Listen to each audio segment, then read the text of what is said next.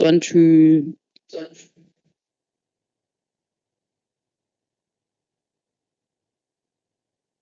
indicate that we are going to be starting exactly at past. We want to just assess as to whether there will be any more people coming in, and then we're going to start. Thank you very much.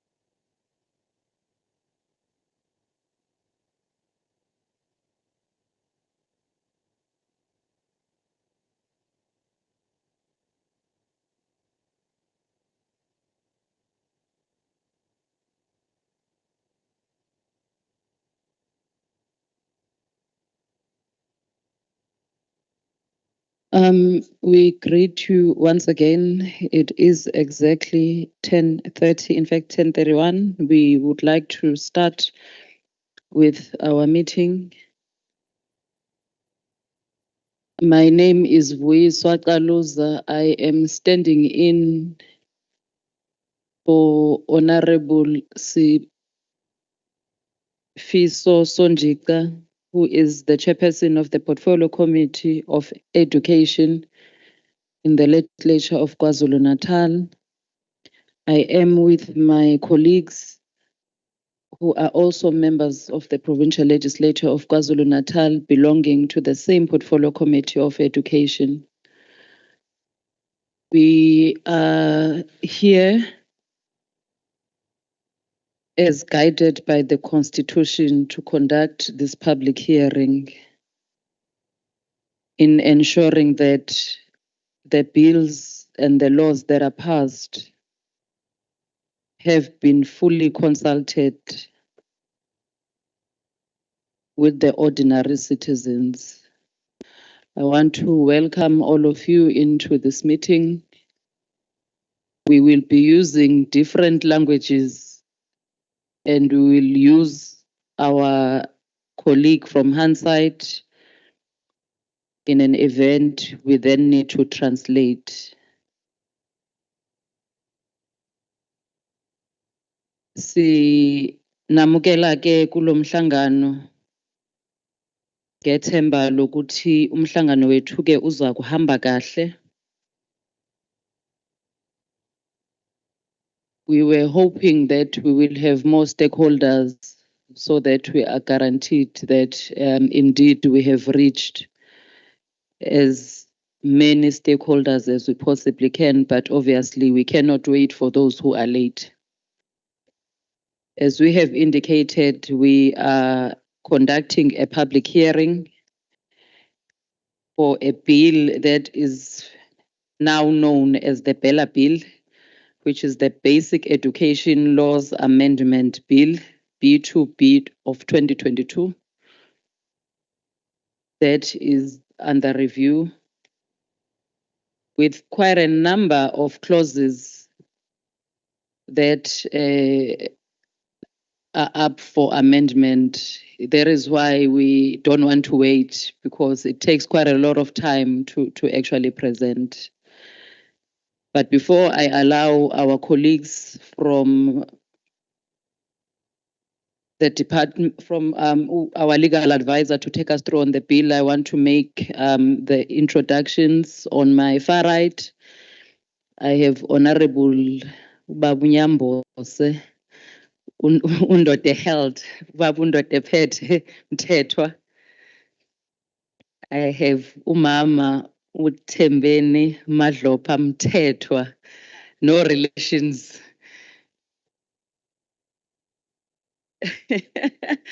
Ndibe nomkhaya wami ubaba uKhawula umuntu omhle. Kube umama uLusiwe Ngubane, umama uMbali Shinga, nomama uMavuso uNozipho wakamavuso. These are the members of the Portfolio Committee. I am made aware that we might be having some honorable members online. I see Dr. K. I think Dr. Kika is there. Greetings, Dr. Kika. I also see Honorable Sonjika, who is connected virtually. We greet you, colleagues. I might have missed others, but we will introduce them as we see them. We also have officials from the legislature who will be introduced. We have the National Department of Basic Education who are connected online. We have officials from ITIA who are connected online and other various stakeholders. I am made aware that in attendance, we have education specialists, principals, civic society forums. Ngokukhulu ukuzithoba, I am told that sinenduna uSmelane of Luana Traditional Council. We have councillors and we have teacher unions that are also present amongst the stakeholders that are physically present in the hall. I will then request our legal advisor to take us through on the bill, but before she does that, she will just briefly introduce the team that we have present here inside the hall.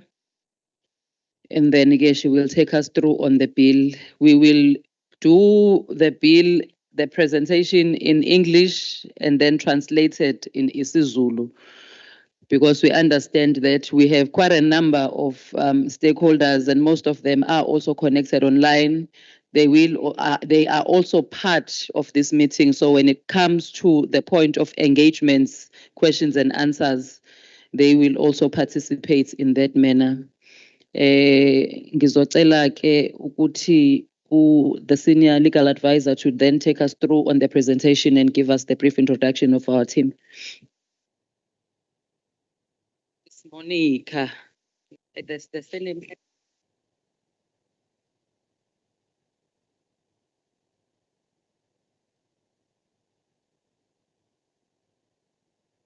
Sanbonani, good morning.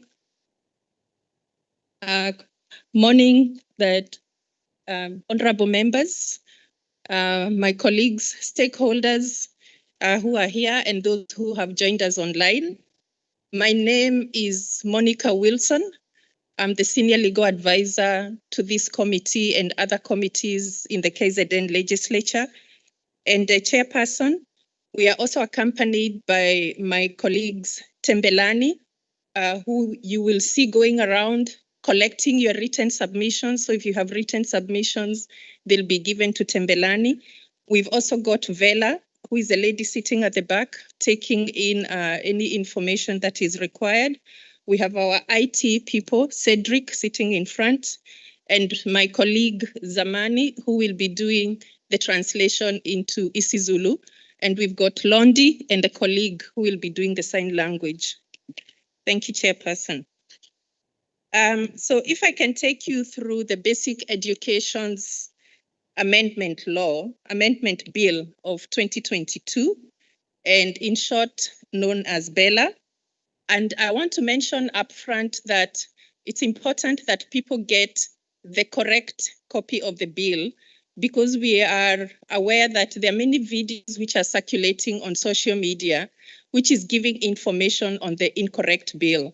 And what we have picked up is those videos are picking up certain aspects that are in the bill, but then they are adding things which are actually not contained in the bill. So if you need to inform other people, or if you want the correct version of the bill, you can find it on our website. And it's the bill that has been given to you today, and that's the one that we will be taking you through. And the reason we have a different bill is because this process started some years back. And at every stage, whether it's by the Minister of Basic Education, they go back, they look at people's comments, and then they come out with a different version of the bill. So what we have right now is a bill that was approved as at October 2023. So this bill emanates from the Minister of Basic Education, National Minister. It does not come from this portfolio committee. And the reason that the minister embarked on this bill is that she took it as a strategic priority to amend various laws to deal with basic education. And she identified two bills, two acts, two current acts that need to be amended: the South African Schools Act, which I will be referring to as SASA, and she also identified the Employment of Educators Act. So these are the two acts that are being amended. So in the bill, you will find the first 40 clauses as speaking to amendments in the South African Schools Act. And then the last, I think, 10 clauses will be speaking about proposed amendments to the Education of Employment Act. So what were the reasons? The reasons for, because the minister cannot just decide to amend and review legislation. The first reason is that there have been a lot of cases that have gone to court, up to the Constitutional Court, involving school governing bodies, involving provincial departments, involving parents. And because of those various judgments, certain aspects need to be included or amended in these laws.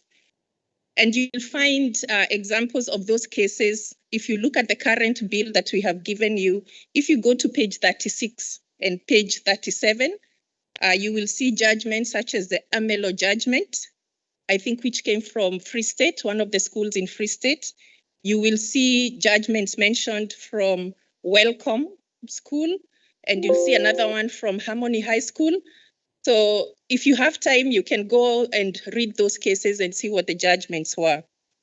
You'll also remember the famous nose ring case, the KZN case that involved a code of conduct and one learner having a ring and a nose ring. And that judgment has taken so many years and was only decided last year in the Constitutional Court. The next reason is that to provide for financial and public accountability for school governing bodies, because they do manage public funds. So there has to be good governance and management of school funds. The next reason is to improve systems, especially in relation to admission of learners. And you'll see particularly undocumented learners, because there has been a lot of discrimination or a lack of learners being able to attend school because schools are not clear on what documents to look for. So one of the things you'll find is a very comprehensive definition of what required documents are. And so that is another reason. Another reason is that the minister wants to give HOD and MECs extra powers, regulatory powers, so that decision-making can be enhanced. And you'll see those are powers when it comes to admission policy, language policy, and other matters. The next reason is that there is clarity that is needed in areas of central procurement. Wrong information is saying that the HOD is going to take over procurement of learning and teaching support material, but it's not correct. You'll see as I go through that section, it speaks about the HOD having to do this in consultation with the school governing bodies. There is clarity that has been given in home education, and you'll see when we go through it, it gives clarity on the role of the HOD in dealing with the application, the role of parents who want to do home education, and clarity in issues of dispute resolution so that the minister can minimize the number of cases that are going to court. And then the last reason is for technical and legal amendments. So before the minister came up with the final draft, minister has done consultations since 2017. And you'll see that the minister has consulted with school governing bodies, teachers' unions, home education stakeholders. And the minister also called for a socio-economic impact assessment. And all the recommendations that came from that socio-impact assessment have been incorporated in this bill. The other thing that the minister has done is that she had to go and present her draft bill to cabinet. And obviously it's because there are financial implications. When you introduce something like grade R in all the public schools, as you will see, there are financial implications when it comes to extra classes and infrastructure. And there is no bill which can be submitted to Parliament if the minister has not checked at the financial implications. So if you can go to page 47, right at the back of the bill, you will see what the minister explains about financial implications of this bill. The minister then took the bill to the Portfolio Committee on Basic Education, and the committee then looked at the bill in September last year. And by October 2023, the bill was sent to the National Council of Provinces. And that's why the bill is before us today, because according to the Constitution, Section 118, this KZN Portfolio Committee must conduct their own public hearings. Then they will take into account your comments, the comments we've received everywhere else, and then KZN will put its views in regard to this bill. So that is the brief background on the bill. If I can go straight now to the bill itself, clause 1. Clause 1 is making amendments to some of the current definitions. I will not mention all the definitions that have been amended. I'll just highlight a few. And the first definition that has been amended is the definition of basic education to now include grade R up to grade 12. You know, before it was only from grade 1 at 7 years. So basic education is now defined to include grade R up to grade 12. The next definition, which is new, is a competent assessor. Competent assessor will now mean an educator who is registered with SAIS. It can also be a recognized professional in the field of education, or a person or a body registered with the South African Qualifications Authority. Now, note it because this is important for parents who choose to do home education. So when I'll be speaking to clause 35, you will see that these competent assessors are required to give a report on learners who do home education. The next definition that I want to highlight is corporal punishment. And the reason this is being expanded is because corporal punishment continues in schools and in hostel accommodations. And the minister is saying that this is going to be abolished, and anybody who uses corporal punishment can now go to jail up to a period of 12 months. So the definition has been widened to mean any deliberate act against a child that inflicts pain or physical discomfort, however light. And it doesn't just include what you say you just smacked a child. It is hitting, slapping, pinching, scratching, kicking, shaking, throwing objects at children, pulling their hair, boxing their ears, or forcing children to do uncomfortable things such as sitting in uncomfortable positions, washing children's mouths with soap, denying them meals or putting them outside in the heat, or forcing children to do exercises which are not in accordance with the curriculum. You know, when you tell children, right, I have been naughty times 100 times. So please note that all these things amount to corporal punishment and can now amount to assault. The next amendment is special education needs, because this has not been defined properly, although it has been used a lot in the South African Schools Act. So you will find that definition there.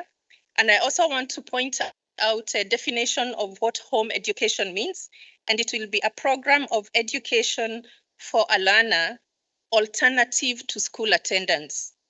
And for school governing bodies, please look at the definition of loans, because if you take loans, overdrafts, or you enter into lease agreements, you need to know what the definition of a loan means.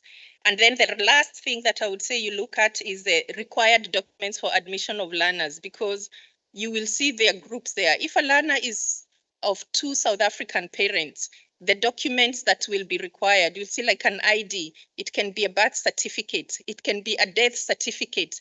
And if the learner's parents are foreigners, but reside in South Africa, it can be documents like the passport of the parents, the study visa of that child. So there are many different documents that have been outlined, as well as for refugees and asylum seekers who are legally in the country. Then there are documents there which are specified, like an asylum seeker's permit. If a child is undergoing or involved in any issues that are in court, divorce of parents, separation, court documents can also be used. And the reason this is being expanded is that learners do not stay at home or refuse to attend school because of documents that have nothing to do with them. This is something you'll see in the section as we deal with it, that must be sorted out between the school principal and the parents concerned. Please also look at the definition of drug, because it's now been expanded because of abuse of drugs in school, which has not stopped. If I can go to clause 2 of the bill, this deals with compulsory attendance. This clause is amending section 3.1 of the South African Schools Act to provide that school attendance is now compulsory from grade R at the age of 6, not 7. and no longer just from grade 1 as it has been. So every parent or guardian must ensure that a learner attends school in the year in which the learner turns 6. And if this is not done, then the penalty has been increased from 6 months to 12 months if found guilty, and if there was no reasonable cause. Please underline the words, if there was no reasonable cause why that learner was not in school. If one has a reasonable cause, obviously courts would have to be fair and look at those reasonable grounds. A parent must also ensure that the learner under compulsory attendance continues to be in school up to the age of 15 or 9 or grade 9, whichever comes first in that year. Another thing that has been added on compulsory attendance is the criminalization of people who obstruct or they hinder or they block the attendance of schools because of service delivery issues or political issues or for whatever reason that has no reasonable cause. Then those people can also be charged and can also be imprisoned to a period of 12 months. Clause 3 is dealing with monitoring of this school attendance that we've talked about, which is compulsory. And it's setting out the roles of the school teacher, the role of the principal, and the role of the school governing body. And it provides that if you're a school teacher and a learner has not been in class for 3 consecutive days, then you have a duty, according to this section, to inform your school principal. And the school principal must then take it upon himself or herself to involve or find out from the parents what is hindering the child from being in school. And the school governing bodies must ensure that in their code of conduct, they provide for punctuality and how to deal with that. This is because of the high rate of dropout in schools. Clause 4 is amending section 5 of SASSA, and this is the one to do with the admission policy, and it has a few things provided in it. The most important thing to note is that public schools must admit learners without discrimination. Secondly, the school governing body's admission policy or any amendment thereto must be submitted to the head of department for approval. But this approval is subject to a very rigorous process. So approval by the HOD or refusal of approval is not just automatic. The HOD must take certain things into consideration. The first most important thing is the interest of the learner. The HOD must also look at the resources of the school. What resources does the school have for that policy to be able to be implemented? And also to look at the needs of the community in that area. The HOD cannot just change without any reasons or decline without giving reasons. If he declines, then he has to give the school governing body a reason. There are also very stringent timeframes that have been put for the HOD to approve or disapprove an admission policy. The other thing to note in this policy is that if the school governing body is unhappy or not happy, dissatisfied with the decision of the HOD, they have a right of appeal to the MEC. Equally, if it's a parent or a learner who has an issue with an admission policy, they also have a right of appeal to the MEC. And the last thing I want to mention on this, which has been asked by parents, is that there is a section here that is providing that if a parent wants to enroll their learner to be admitted before they've reached the age of 6, they can do so. They can approach a school to do so, provided the school has got a vacancy for such a child, but priority is going to be given to learners who have already turned 6. So if a child, say, is 4 today, turning 5 in June, then by June next year, they would be deemed to be 6 years old. So if there is a vacancy, then a parent, if they so wish, it's not a must, it's only if they wish to, they can approach a 6, but preference must be given to learners who are subject to compulsory attendance. Clause 5 is amending section 6 of SASSA, and this is to do with the language policy. And as we know, the language policy is determined by the school governing bodies, that's acknowledged, but it has to be limited to 1 or 2 of the South African official languages. And we know now that sign language is also an official language. So the language policy must be submitted to the HOD for approval, including any amendments. Once again, the HOD, when considering the policy, they must be satisfied that that policy caters for the needs of the broader community in that area. The HOD must also look at the interests of the learner, and especially the rights of children in terms of Section 9 of the Constitution. The HOD will also be required to look at the enrollment trends in that area, the changing number of learners who speak the language. And once again, if a school governing body is not satisfied with the decision of the HOD, then they have a right of appeal to the MEC.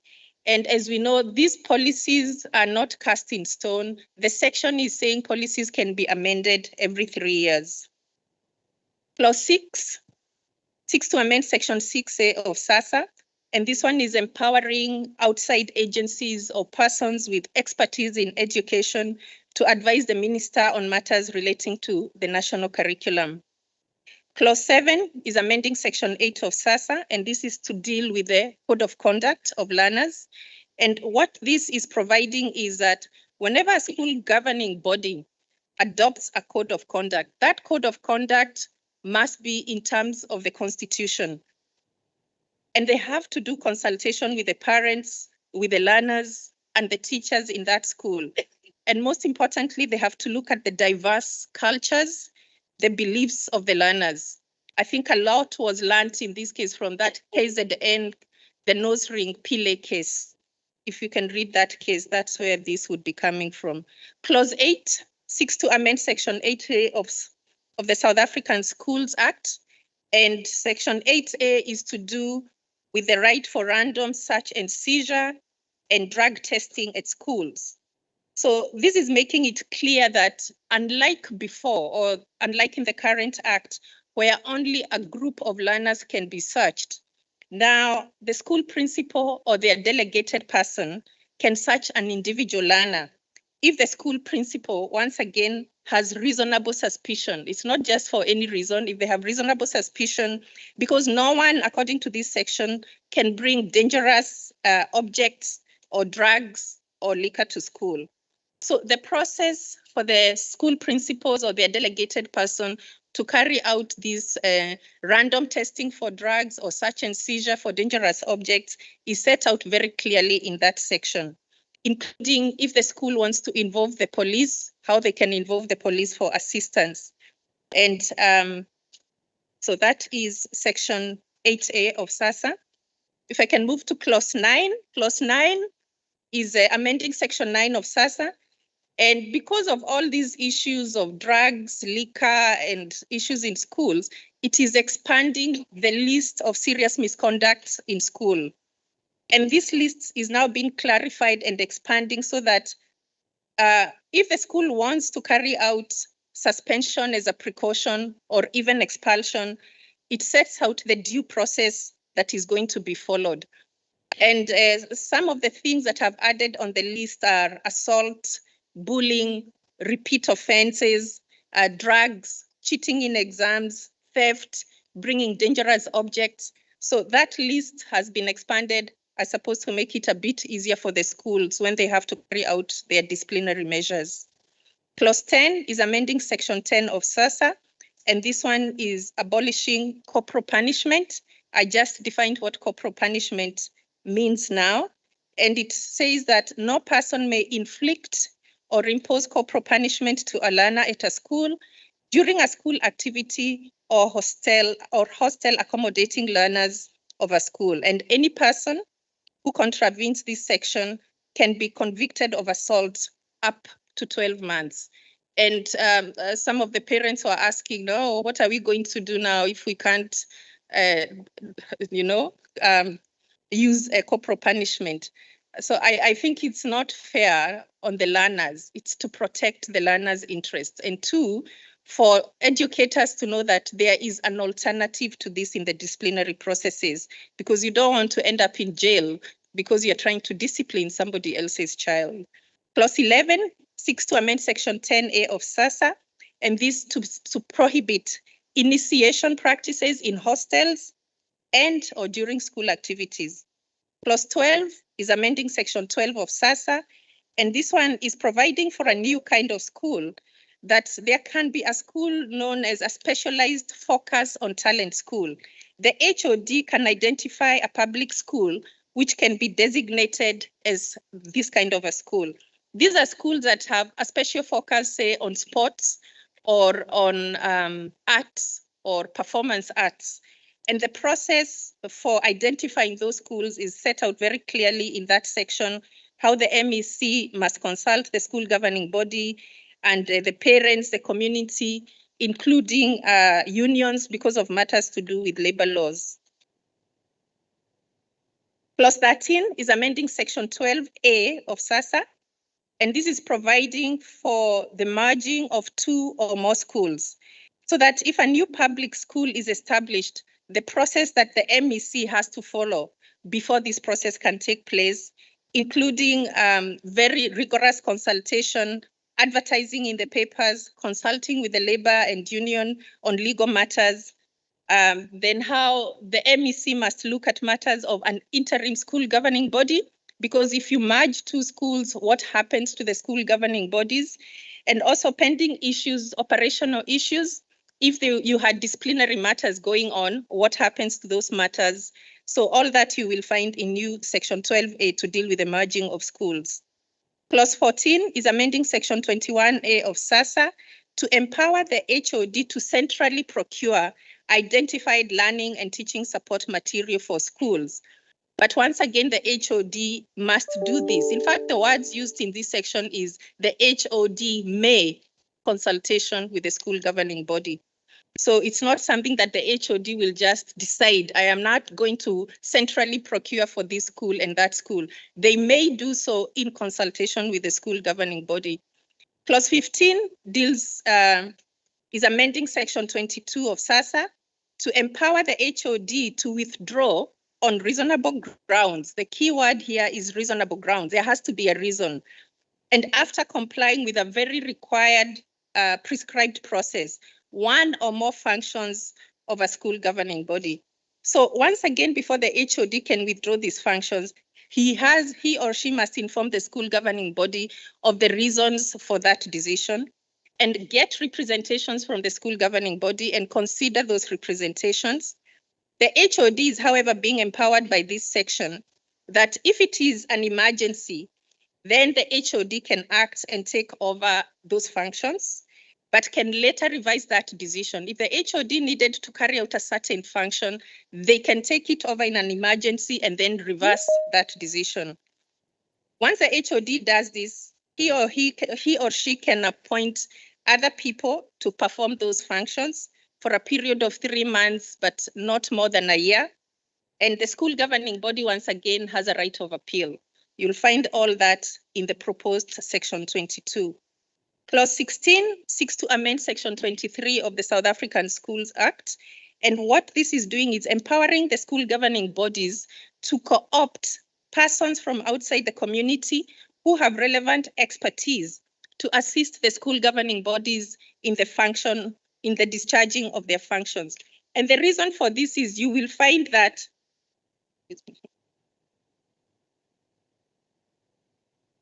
very hot. You will find that there are very comprehensive things that the school governing bodies are now required to do. So if they don't have the expertise, it's accountants to do their financial records, or legal people, or people with good governance or management expertise, they are now allowed to co-opt those people. So that when you're required to report to the HOD or to amend your language policy, you cannot then come back and say, we did not have the expertise to carry out that function.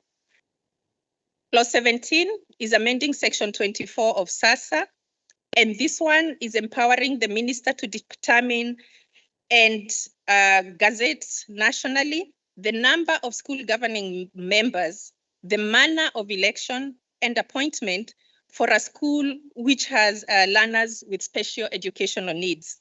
So this is no longer going to be done by the MEC. it is now going to be done by the HOD, by the minister. Clause 18 wants to insert a new section 24A, and this is to regulate membership of a governing body of a school with specialized focus on talent, because this is currently not regulated. Remember, I said there's a new kind of school on talent, which can be identified by the HOD or the MEC. So it hasn't been regulated on who would be in those school governing bodies. So that is to insert a new section 24A. Clause 19 is amending section 25 of SASSA, and this wants to empower the HOD to dissolve a school governing body that has ceased or stopped to perform functions that have been allocated to it in terms of the Act. So once again, the HOD can only do this resolution if that school has stopped to carry out its functions. It's not correct what is being said that HOD can just take any functions of a school governing body. The reason is for such dissolution is if that school has stopped or is unable to or has failed to perform the functions that have been allocated to it. So there has to be reasonable grounds and just cause for the HOD to do this. And once again, if a school governing body is not happy with that decision, they have a right of appeal to the MEC. And once again, the HOD can also appoint qualified people who can perform those functions for a period of 3 months, but not exceeding a period of 1 year. Clause 20 is expanding the provisions of section 26 of SASSA, and this is to do with good governance in school governing bodies, and specifically the recusal of school governing body members who have an interest. This happens everywhere that board members make decisions and they have an interest. So school governing bodies are now required by this section to declare their interests, whether it is direct or indirect, if they have any financial matters or interests in that school, or their family members have an interest, or close friends or business partners. So when they are discussing, for instance, recruitment of staff, procurement of goods and services, they have to disclose their personal interests in companies. They have to disclose the gifts that they receive from service providers. And this is to ensure that there is no conflict of interests when decisions are taken. Clause 21 is amending section 27 of SASSA. And this is providing that no member of a school governing body may be remunerated or paid in any way, not in benefits, not in kind, in any way, for the performance of their duties or for them attending schools. It has to be voluntary. Clause 22 is amending section 28 of SASSA to empower the minister to determine the election of members of a school governing body, because currently this is with the MEC. And what the minister is saying is that Minister wants to bring consistency in all the provinces when it comes to that process of determining and election of school governing bodies. Clause 23 is amending section 29 of SASSA, and this is providing that where it is reasonably practicable, where it's not possible, it's not saying it's a must, but where it is practicable, then the chairperson of the finance committee must be a parent of that school and should not be employed in that school.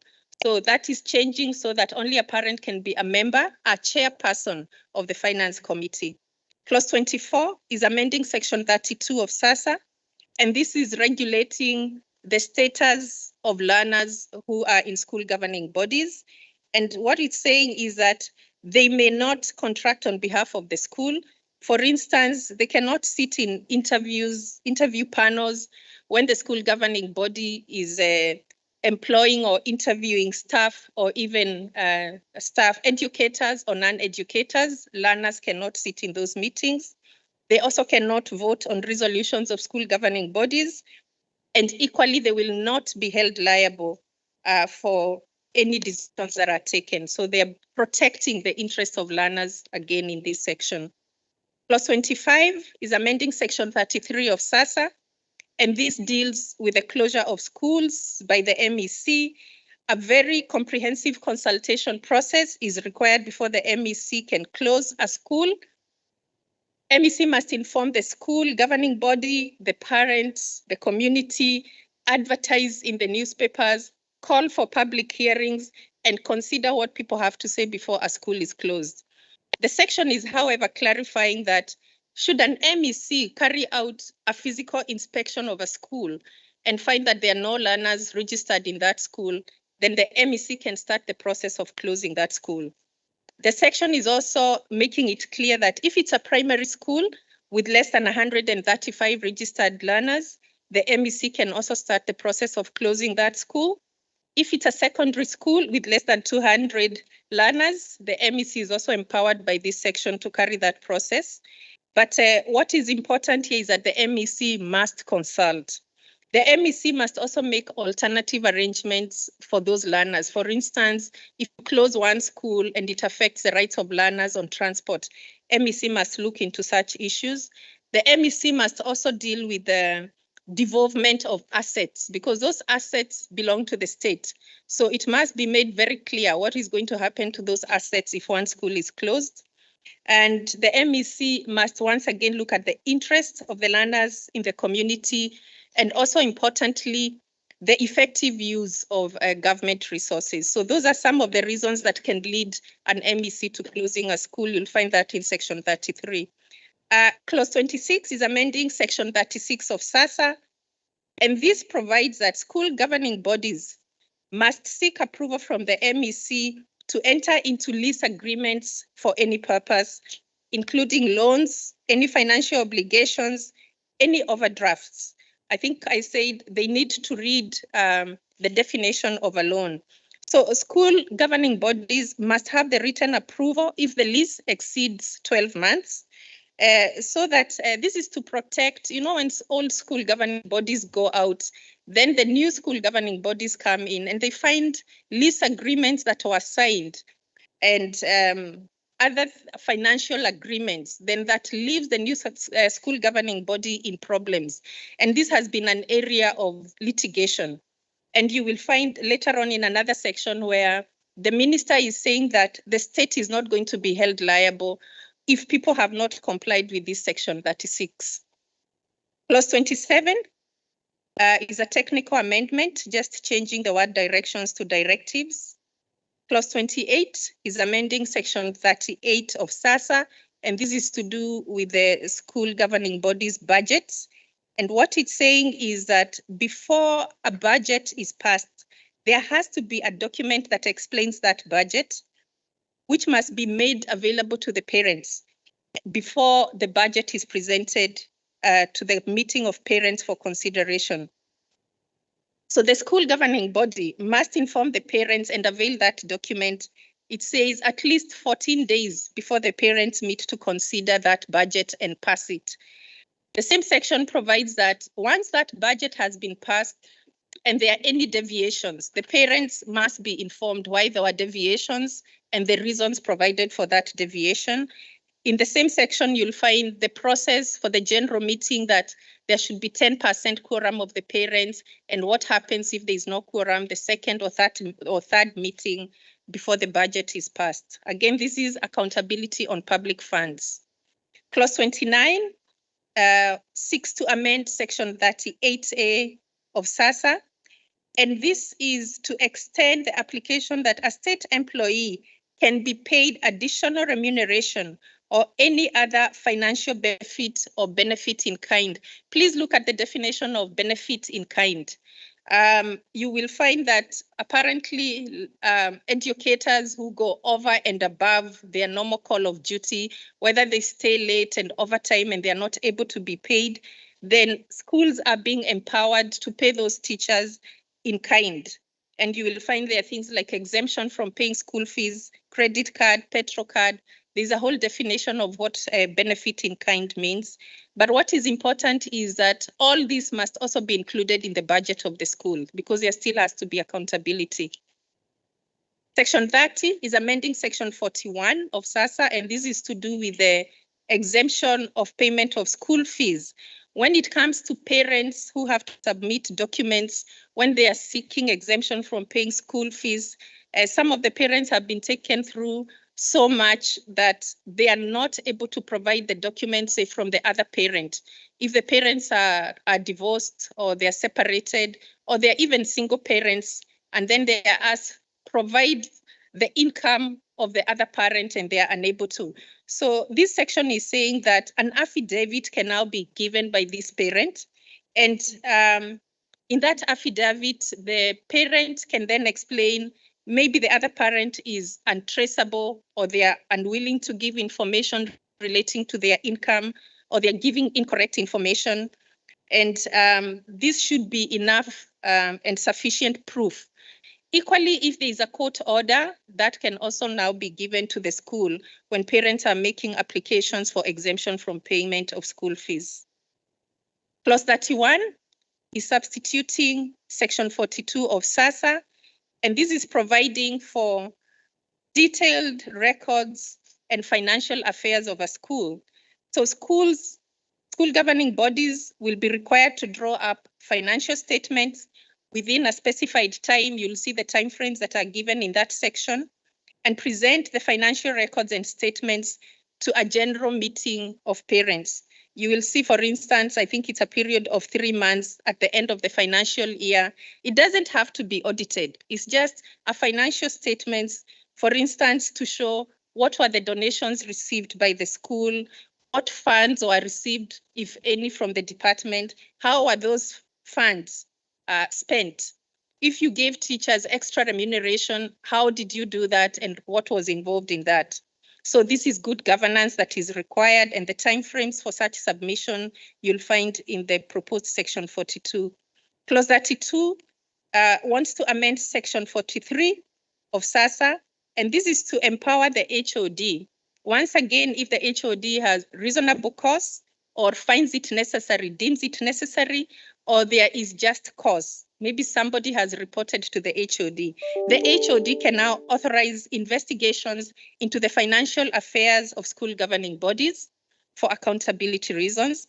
The HOD can also request the Auditor General to undertake audits of the school records and also to audit the financial statements that have been submitted. And the HOD can also appoint forensic auditors or even investigators, again, for purposes of accountability of public funds. Clause 33 wants to amend Section 46 of SASSA, and the object here is to increase the penalty from 3 months to 12 months of people who are operating unregistered independent schools. So previously, if you ran a school and it was not registered as an independent school, then it was 3 months imprisonment. If convicted, now it has gone to 12 months. And the reason is there are a lot of small independent schools that are operating, and some of them even calling themselves homeschooling, but they're not actually registered. So they're just required to be registered. And if the people operating those are not registered, then they can be charged and imprisoned for a period of 12 months. Clause 34 seeks to amend Section 48 of SASSA to provide that independent schools that are subsidized, that have been granted a subsidy by the MEC, they can be required now to submit quarterly reports to the HOD and may even be required to provide audited accounts. Clause 35 is substituting Section 51 of the South African Schools Act, and this is to do with home education, and there are several things that are included here in order to give clarity to home education. So if a parent chooses to home educate their child, then that parent must apply to the HOD for registration of that learner. And the HOD equally is required, must approve that application if the HOD is satisfied that that home education is in the interest of the learner. The HOD can also decline if they're not satisfied that that home education is in the interest of the learner. The HOD can also cancel approval that was given before. And the reason for this is that the section is clarifying that home education must be in the interest of the learner, not just the parent. So the parents who are going to undertake home education must take responsibility and show that they understand the homeschooling education that is being given to the learners, and that the home education is actually suitable for the age, for the grade, for the level and ability of that learner. And the reason for this is that you're finding what the department is saying, homeschooled children, then halfway through, the parents stop taking them through school education, then they come back to the public schools and they're not able to cope or catch up.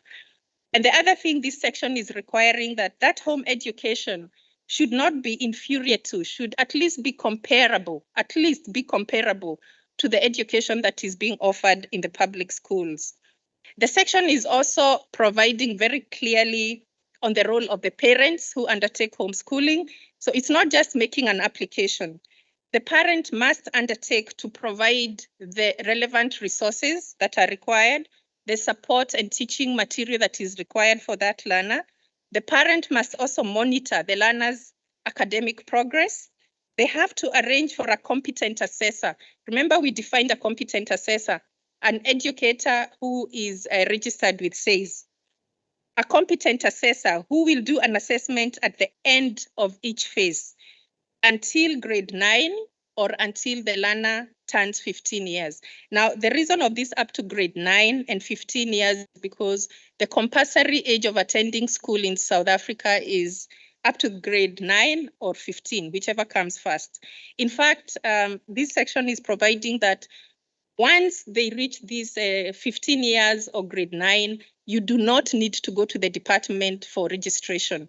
So you need to read that section carefully and understand it. So the assessment phases, I said there are 3. Grade R to grade 3, there has to be an assessment in that phase. Then grade 4 to grade 6 is another phase. There has to be an assessment by that competent assessor. And then grade 7 to grade 9, another assessment. And then those assessments must be submitted because it has to be evidence that this learner is actually attaining the level of education that is required for that phase. So all this is being done to protect the interests of the learners in receiving adequate education. Clause 38 seeks to amend Section 60 of the South African Schools Act. And this is where I mentioned about state liability. And this section is providing that the state is not going to be held liable as a result of any act or any omission which is connected with any business operated by a school if there was no approval in terms of Section 36 that we spoke about for leases, for loans. So the state is not going to be held liable for those actions. Clause 39 is amending Section 61 of SASSA to empower the minister to promulgate or make regulations. And there are specific regulations that the minister is being empowered to make, not now, in future. And I want to mention this because there has been talk about that the bill is regulating sex education and pregnancy. Nowhere have we talked about sex education or pregnancy in this bill. This section is saying the minister can make regulations on the management of learner pregnancy, on the admission of learners and norms and standards for such admission. But this is not now. This is something that the minister will bring in future as regulations. And those 2 specific regulations, the section says, must be taken to Parliament and go through the same process that we are going through today. So there will be hearings. That section is just saying the minister has a right to make those regulations, and the minister can make other regulations for the water districts and district staffing. So you will find that in Section 61. Clause 40 is amending the South African preamble to the South African Schools Act. It's a very profound preamble, if you can read it. But what this preamble is now adding is that there will be promotion and protection of the right to basic education. Because you can see everything is geared towards the protection of the right to education and the right of the learner. So that is just an amendment to that preamble of the South African Schools Act. And that is the end of the proposed amendments of the South African Schools Act. Now, from clause 41 to the end is the amendments of the Employment of Educators Act.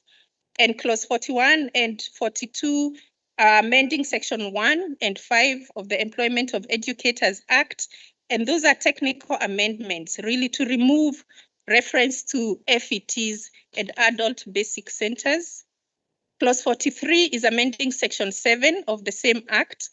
And this one is bringing in provisions and citations of the Constitution when it comes to the filling in of posts, and is saying that issues of equality, equity, and other democratic values and principles are now going to be taken into account when we speak about promotions on any educator, establishment, or recruitment. The clause is also providing that there's a possibility that on appointment to a promotion post, this can be done if a teacher is on probation. Clause 44, 45, and 46 are technical amendments. Clause 47 is amending Section 17 of the Employment of Educators Act, and it's expanding on the list of serious misconduct for educators.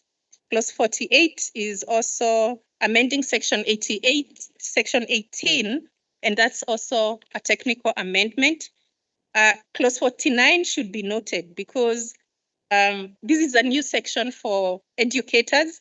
It's inserting a new section, which is prohibiting educators from conducting business with the state, from being a director of a public or a private company that conducts business with the state.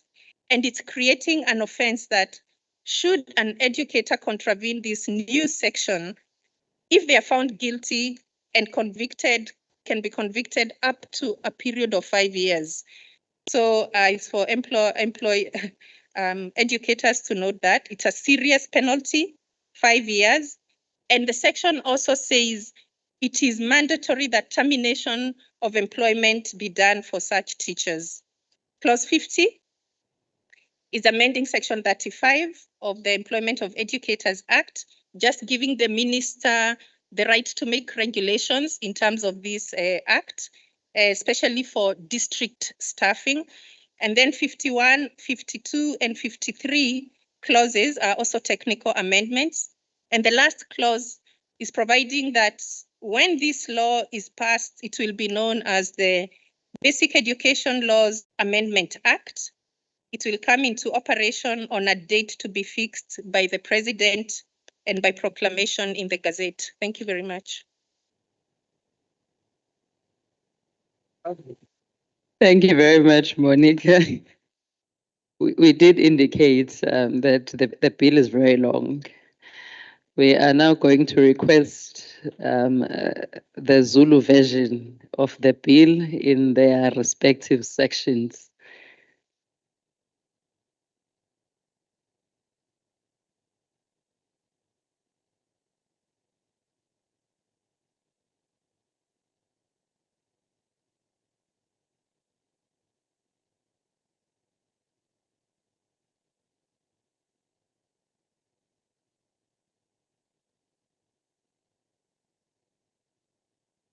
Ngiyabingelela sihlalo.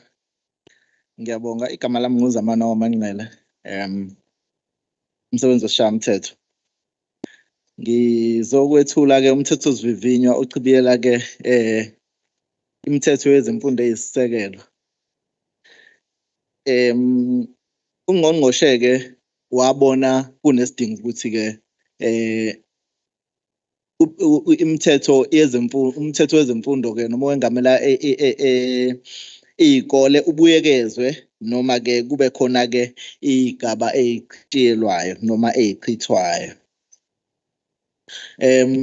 Izathu zalokhu ke kwaba ukuthi ke kufanele kuqaliswe ke izinqumo zenkantolo ezivikela futhi ke zinikeze umthethosivivinywa amalungelo.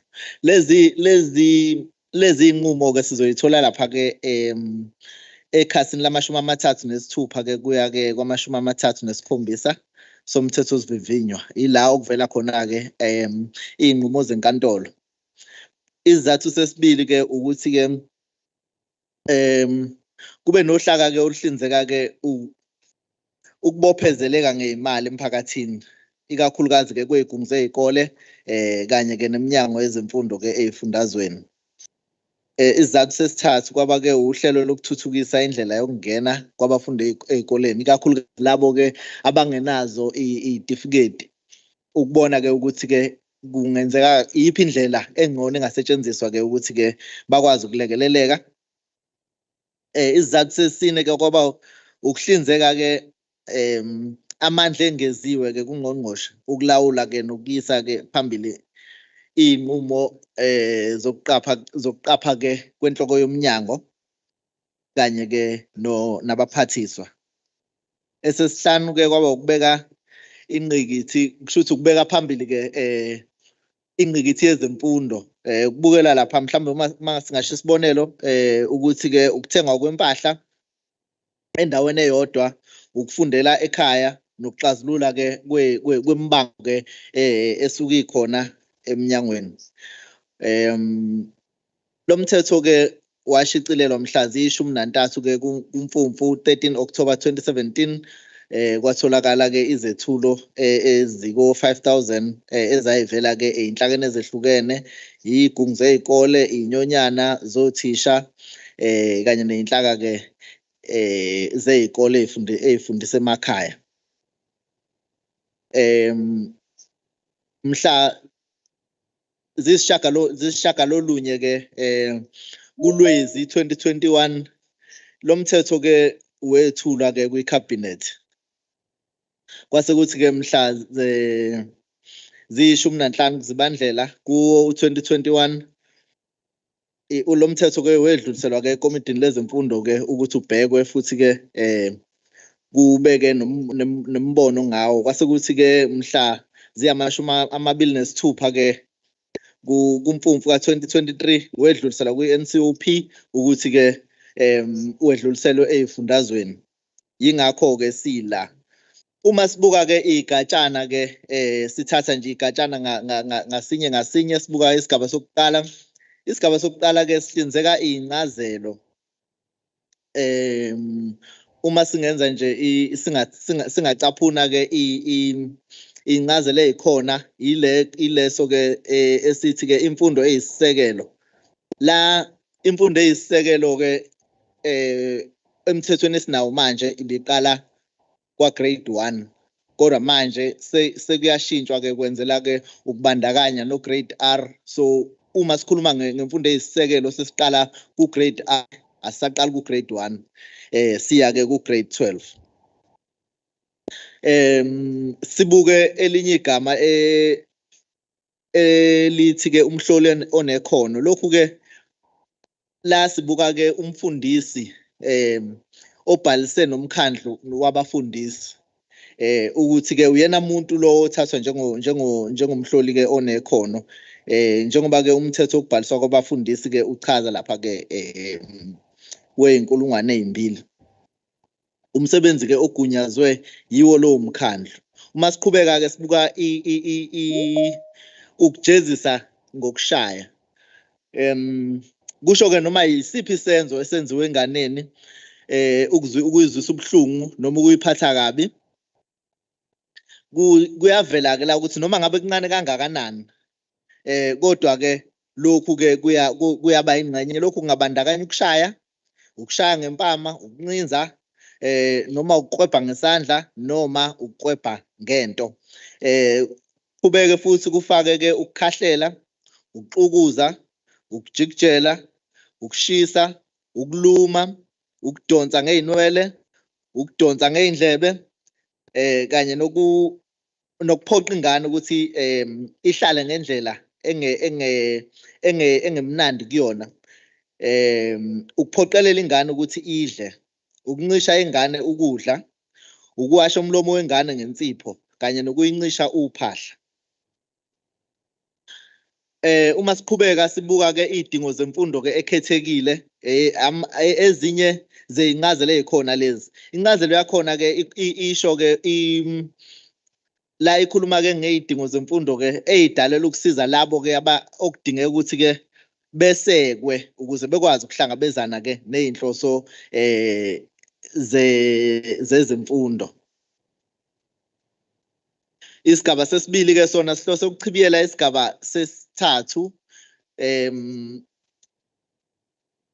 ukuhlinzeka ke ukuphoqelela ukuya esikoleni ebangeni lokuqala, ebangeni lika grade R. Shuthi la umfundi njengoba sekusukile sifaka no grade R, shuthi ke ukuphoqelela umfundi ke kuzoqala lapha ke kwa grade R ukuthi aye esikoleni. Uma sibuka ke esesithathu sona ke sikhuluma ke ngokuhlinzeka kokuqashwa ke kwesikole kakhudlwana ngabafundisi, othishanhloko kanye nezigungu zesikole. Sesine ke sona sihlose ukuchibiyela isigaba sesihlanu somthetho kwengamela izikole. Sihlinzeka ke iminyaka yokwamukela ke esikoleni neminyaka ephoqelela umntwana ukuthi abe sesikoleni, njengoba ke kushiwo lapha esigabeni sesithathu. Bathi ke umzali ke umzali unokukhetha ukuthi ingane engayifaka esikoleni, engakwazi ukufaka ingane esikoleni iseneminyaka engaphansi kwaleyo ebekwe umthetho ukuthi ingane iqale isikole. Kodwa umbandela walapho uthi kuyokwenzeka lokho uma umzali efisa noma sikhona isikhala esikoleni. Uma sibuka ke isigaba sesihlanu sona ke sihlose ukuchibiyela ke isigaba sesithupha ukuhlinzeka ke isigungu ukuthi sithumele inqubomgomo yesikole yolimi kanye ke nanoma isiphi ke isichibiyelo kwinhloko yomnyango ukuze iphase. Sekusho la kukhulunywa ngokuthi ke i-SGB uma ifuna ukwenza inqubomgomo yolimi kufanele ke ibhale bese ithumelela ke kwinhloko yomnyango. Inhloko yomnyango ke iyona ezoyibuka bese iyayiphasisa. Uma sibuka ke isigaba sesithupha sona ke sihlose ukuchibiyela isigaba sesithupha sinikeza ke ungqongqoshe amandla ke okuqoka inhlaka ezimele noma umuntu ke ozokweluleka ungqongqoshe endabeni ezimayelana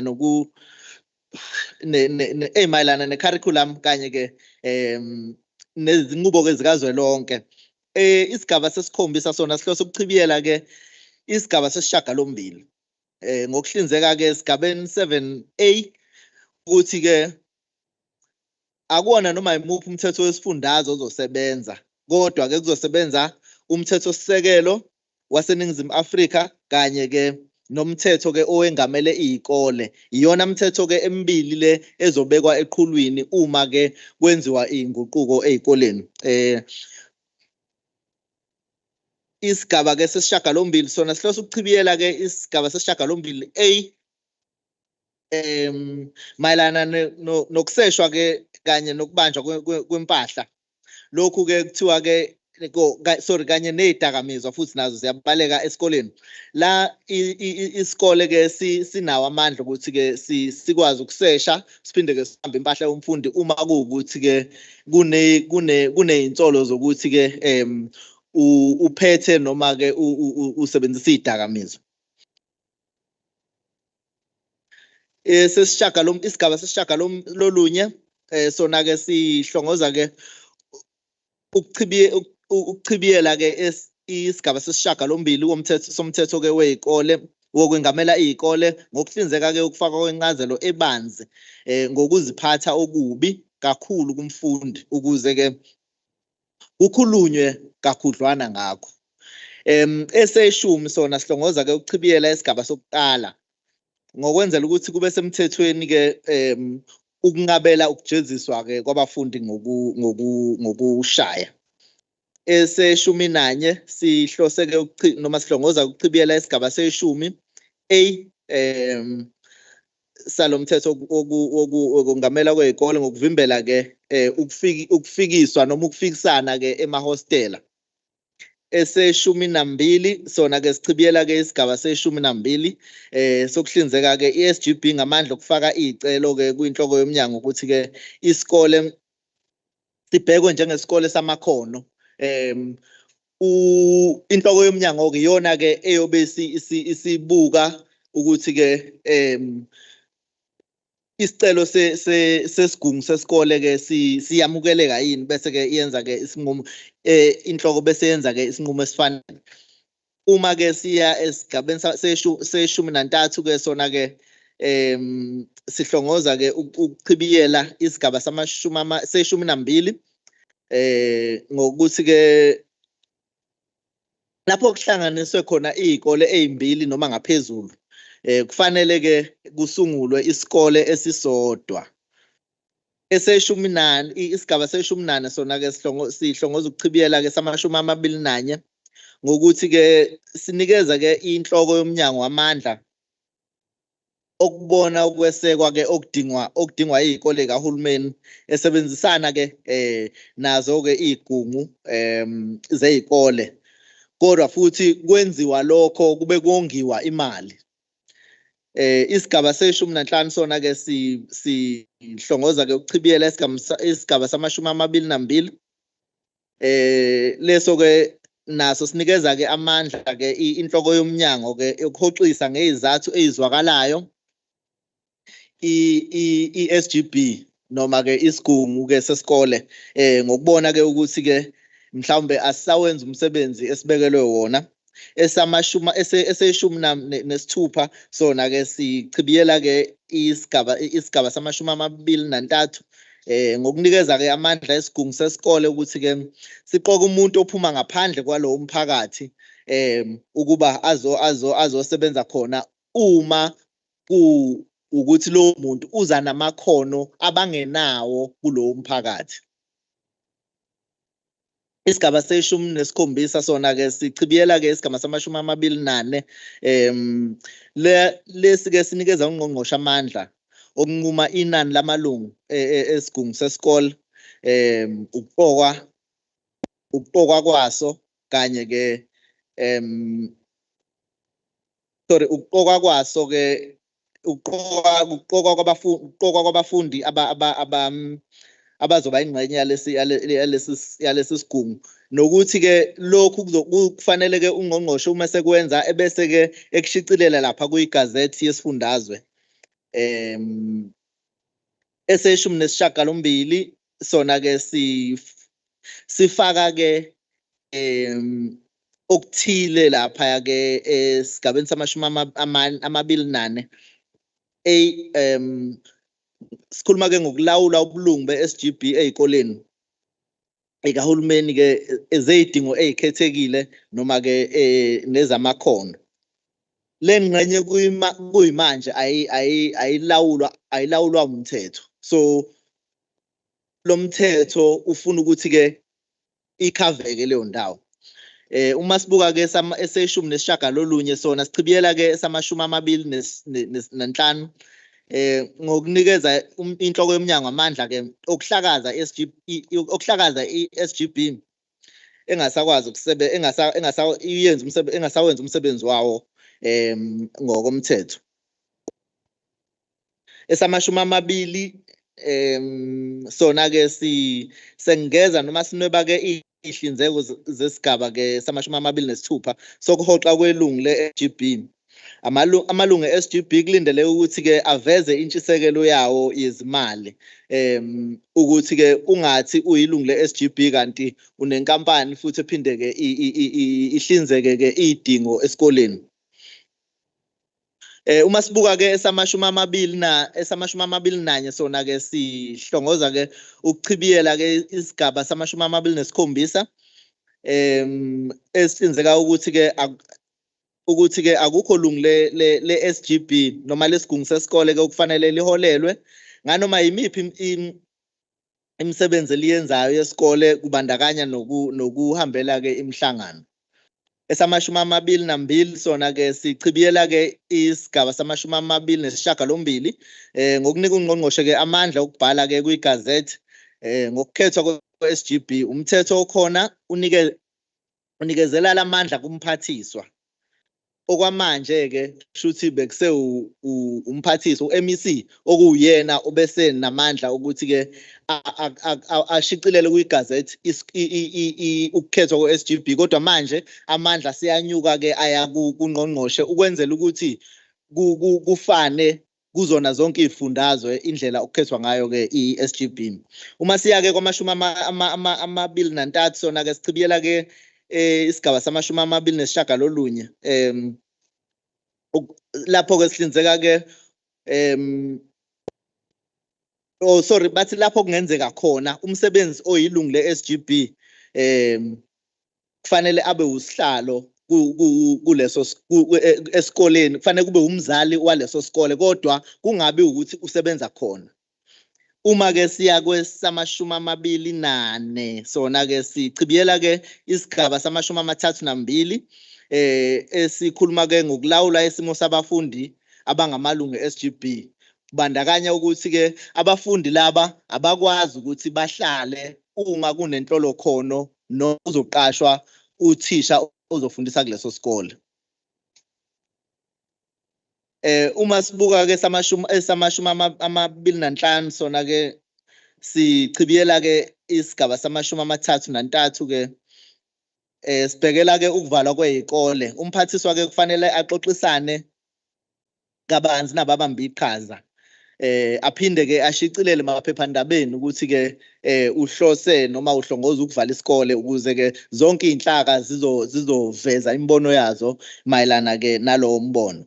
Uma siya ke kwesama-26 ke sona sihlongoza ke ukuchibiyela isigaba sama-36 ngokuhlinzeka ukuthi ke i-SGB kufanele icele imvume kumphathiswa ukungena ke esivumelwaneni sokuqasha kwanoma yiphi inhloso, kubandakanya ke nokuboleka imali ezayo kanye ke nokusebenzisa ke imali eyevile. So lokhu kusho ukuthi ke kufanele ke uma ke isivumelwano sabo sizoba ngaphezulu konyaka kuyaye kufanele ke bacele ke imvume ke kumphathiswa. Uma siya ke esigabeni sama-27 ke sona sihlongoza ukuchibiyela isigaba sama-37 ngokushintsha igama elithi imiyalelo lishintshwe ngelithi iziqondiso. Isigaba sama-28 sona ke sihlongoza ukuchibiyela ke isigaba sama-38 ngokuthi ke abazali ke kufanele bahlinzekwe ngesabelo mali sesikole ngaphambi kokuthi leso sabelo mali siyokwethulwa emhlanganweni wabazali jikelele. Sama-30 ke sona sihlongoza ke ukuchibiyela ke isigaba sama-41 ngokuthi ke sizolawula ke ukukhululwa komzali okhulisa ingane ngayedwa uma efaka isicelo sokuthi ke akhululwe ekukhokheni ke imali yesikole. Lokhu ke uyokwenza ke ngokuthi abhale incwadi efungelwe abeke izathu ebese ke isigungu sesikole sicubungula isicelo sakhe kubonakale ukuthi ke siyaphasa noma asiphasi. Uma sidlula lapho siya ke esigabeni sama-31 sona ke sihlinzeka ke sihlongoza ukuchibiyela isigaba sama-42 ngokuhlinzeka ukuthi isikole kufanele ke sigcine amarekhodi ezimali ukuze ke sizokwazi ukuthi uma sekufanele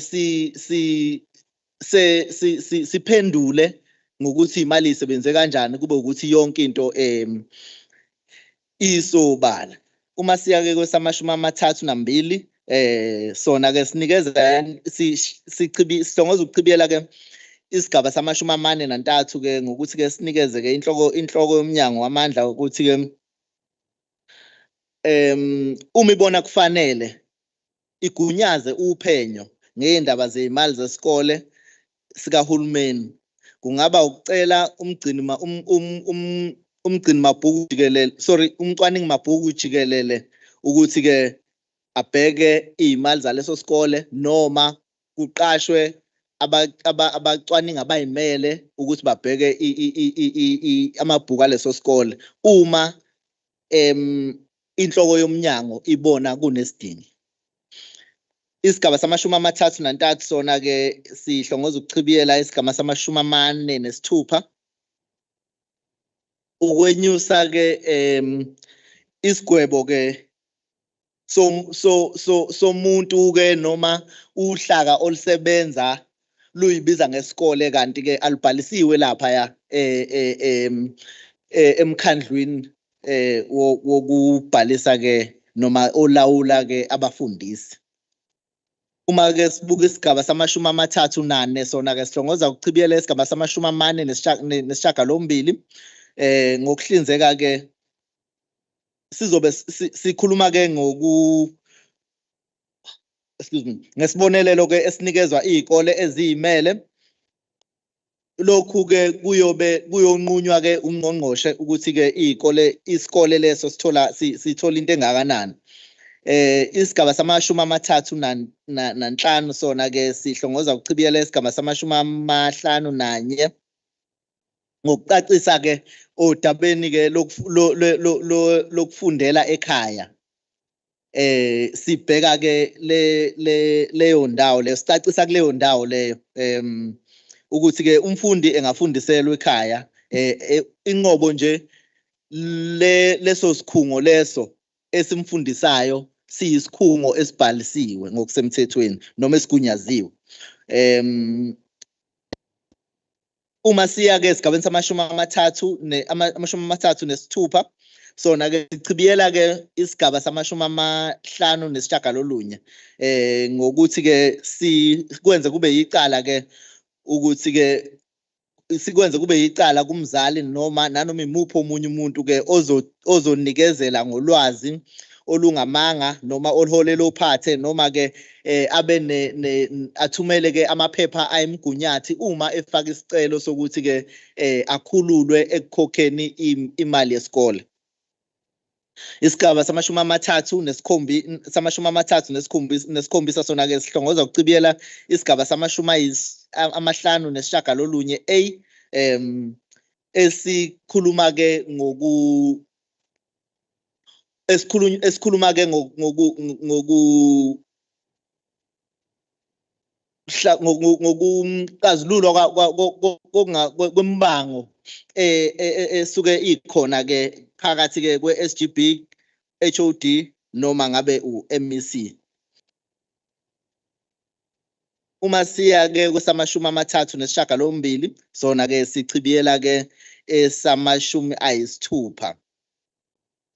Lana ke kubukwa ke ukuthi ke isikole ukuthi uhulumeni ngeke ke abe ingxenye noma ngeke aboshelwe ukuthi aboshelwe umsebenzi wesikole noma ukulimala ngesikhathi somsebenzi wesikole uma kuyinto leyo isikole besingakwazi ukuthi siyigweme. Esamashumi amathathu nesishiyagalolunye sibuka ke sichibiyela ke isigaba samashumi ayisithupha nanye sinikeza ke ungqongqoshe amandla ukuthi ke ashicilele imithetho nqubo. Uma sibuka ke samashumi amane sona sichibiyela ke isingeniso somthetho ke wokwengamela izikole.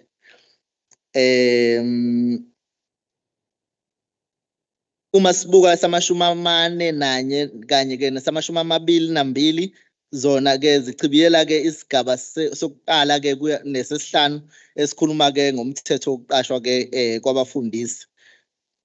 Uma sibuka esamashumi amane nantathu sichibiyela ke isigaba sesikhombisa naso sisaqhubeka ngawo ke umthetho wokuqashwa kwabafundisi, kodwa ke sengeza sona ke noma siqhakambisa ke ukuthi ke noma isiphi ke isakhiwo sokufundisa ke kufanele sihlinzekwe ke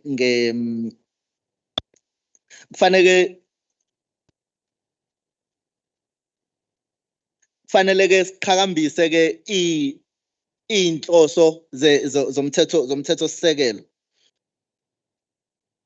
Isigaba samashumi amane nane, samashumi amane nanhlanu, samashumi amane nesithupha zona ke zibheka ke ukuchibiyela ke isigaba sesishiyagalombili isishiyagalolunye ishumi nanye somthetho ke wokuqashwa ke kwabafundisi. Isigaba samashumi amane nesikhombisa sichibiyela ke isigaba seshumi nesikhombisa ngokufaka ke igama elithi noma ke umusho othi ukungaziphathi kahle okukhulu kakhulu. Uma sibuka ke isigaba samashumi amane nesishiyagalombili sona ke sibuka ke sichibiyela ke umthetho sichibiyela isigaba seshumi nesishiyagalombili somthetho ke ukuqashwa ke kwabafundisi. Isigaba samashumi amane nesishiyagalolunye sivimbela ke sichibiyela ke isigaba seshumi nesishiyagalolunye ke sivimbela ke othisha ukuthi ke benze ke amabhizinisi nohulumeni. Sibuke ke isigaba samashumi amahlanu sona ke sichibiyela ke isigaba samashumi amathathu nanhlanu. Sinikeza ke ungqongqoshe ke amandla ukuthi ke ashaye ke imithetho nqubo mayelana ke nokuqashwa kwabasebenzi ikakhulukazi ke lapha ezifundeni. Uma sibuka ke esamashumi amahlanu nanye sona ke sihlose ukuchitha isigaba samashumi amathathu ke nesishiyagalombili somthetho ke wokuqashwa kwabafundisi. Uma sibuka esamashumi amahlanu nambili sona ke sichibiyela ke isigaba seshumi nesishiyagalombili kanye ke no schedule 2 womthetho ke wokuqashwa kwabafundisi. Uma sibuka ke isigaba samashumi amahlanu nane sona ke sihlinzeka ke ngesihloko esifushane. Isishayamthetho ke sizoyibheka yonke imibono eyethuliwe ebese ke siphinde xoxisana ngayo ukubona ke ukuthi ke imuphi ke umbono wesifundazwe okufanele ke uphume noma ke okufanele ke uhanjiswe ke eParliament. Ngiyabonga Sihlalo. Siyabonga kakhulu.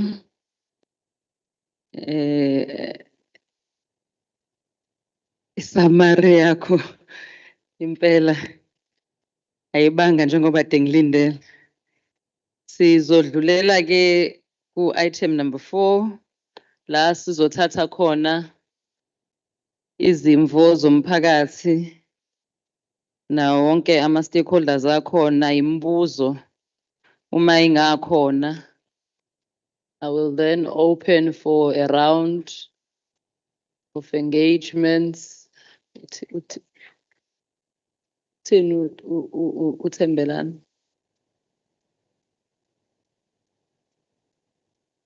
So depend banana. We request that when you speak, you indicate your name and the sector that you are representing or the ward, if you are coming from a ward, so that we take full details. We will request for the benefit of our cameras and those who are watching in our different platforms that you come to the front and just stand next to this gentleman with a color that I cannot pronounce. Sizocela ukuthi uma ngabe unombono noma imibuzo qale uzisho igama, indawo ohlala kuyo noma inhlangano oyirepresentayo.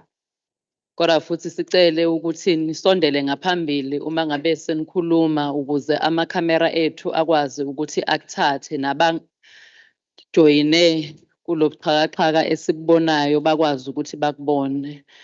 I will then take hands if there are any. If there are none, we will then adjourn. If there are any hands for comments, you are going to be number 1, you are going to be number 2, number 3 at the back, number 4, number 5, number 6, number 7. In that order, if you can just move to the front, sir, and then followed by the gentleman at the back.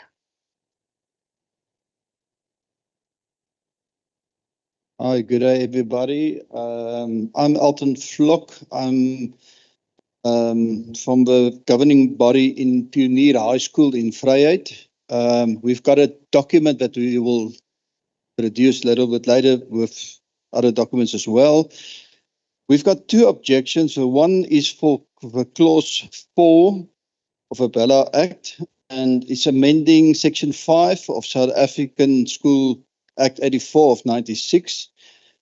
We reject clause 4 of a bill which unreasonably limits the powers of a SGB in determining the admission policy of a public school. We also object to clause 5, amending section 6 of the School Act, language policy of public school. We reject clause 5 of a bill which requires the SGB to submit its language policy to the HOD for approval, and which allows the HOD to direct a public school to adopt more than one language of instruction. The limitation of the powers of the SGB in determining the language policy is unreasonable and unnecessary. I'll also just look at it a bit later and with a completed form. Thanks. Yes, thank you. The submissions, if they can just hand it over to our team. Bela is just the gentleman with that shirt. He will take all the submissions. Number 2. Good day. My name is Impi. I represent Phongola community and AfriForum from Phongola.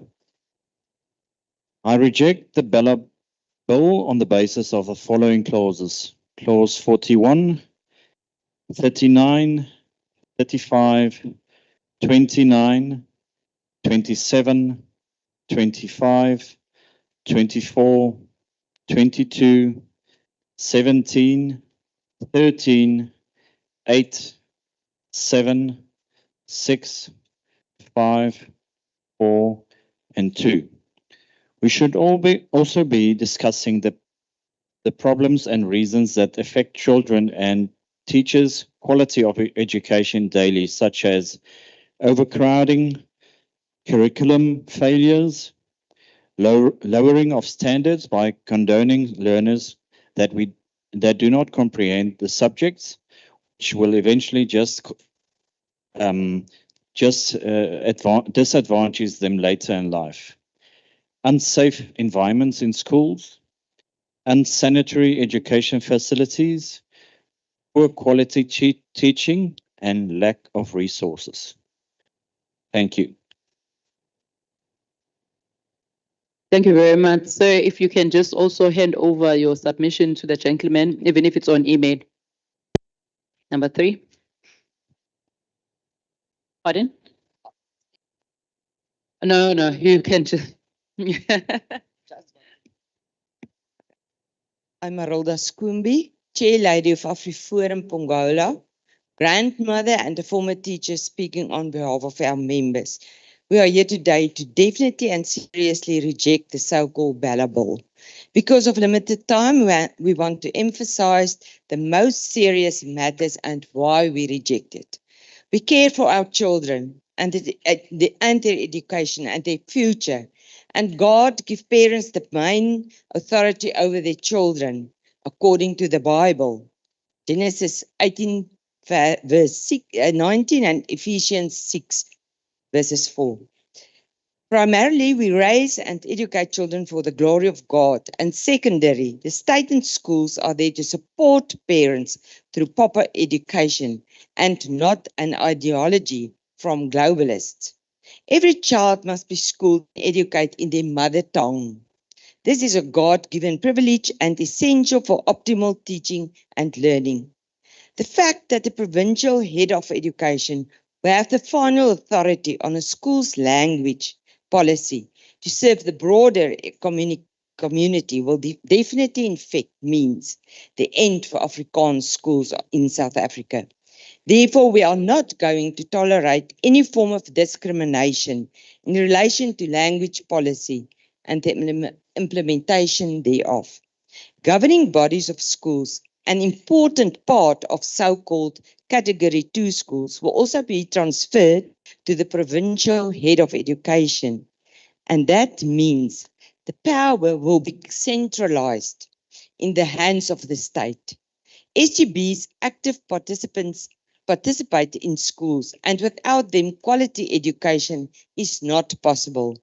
Category 2 will not survive financially without them, because we know that the state cannot provide on this matter.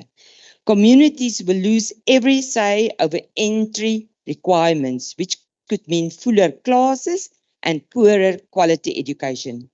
Heads of education will have the authority to merge schools, combine SGBs and assets, and as well determine new names and addresses to the merged schools. Communities have the right to decide for themselves about school language, ethos, budgets, and admissions. Sexually education and incorporating LGBTQ from the age of 4 is shocking and a definitely no. Children at the age of 5 will be compulsory to enroll at a school, and if not, parents will be jailed for not doing so. Ridiculous. A child that is 5 years old are not necessarily emotionally ready for school. Kindergarten schools are there, and there they learn through play. Immunizations and vaccinations of children will also be compulsory, and those who didn't have proof will be prosecuted as if they are criminals. This is all about control and fear-mongering, playing in the hands of the corrupt World Health Organization. Abortions for girls of 12 years and older will be available. What a shock. Children are not supposed to have children. This is not the answer to the problem. Does the state then also promote the murdering of an unborn baby? To get hold of private schools and homeschooling is definitely a communist way of doing.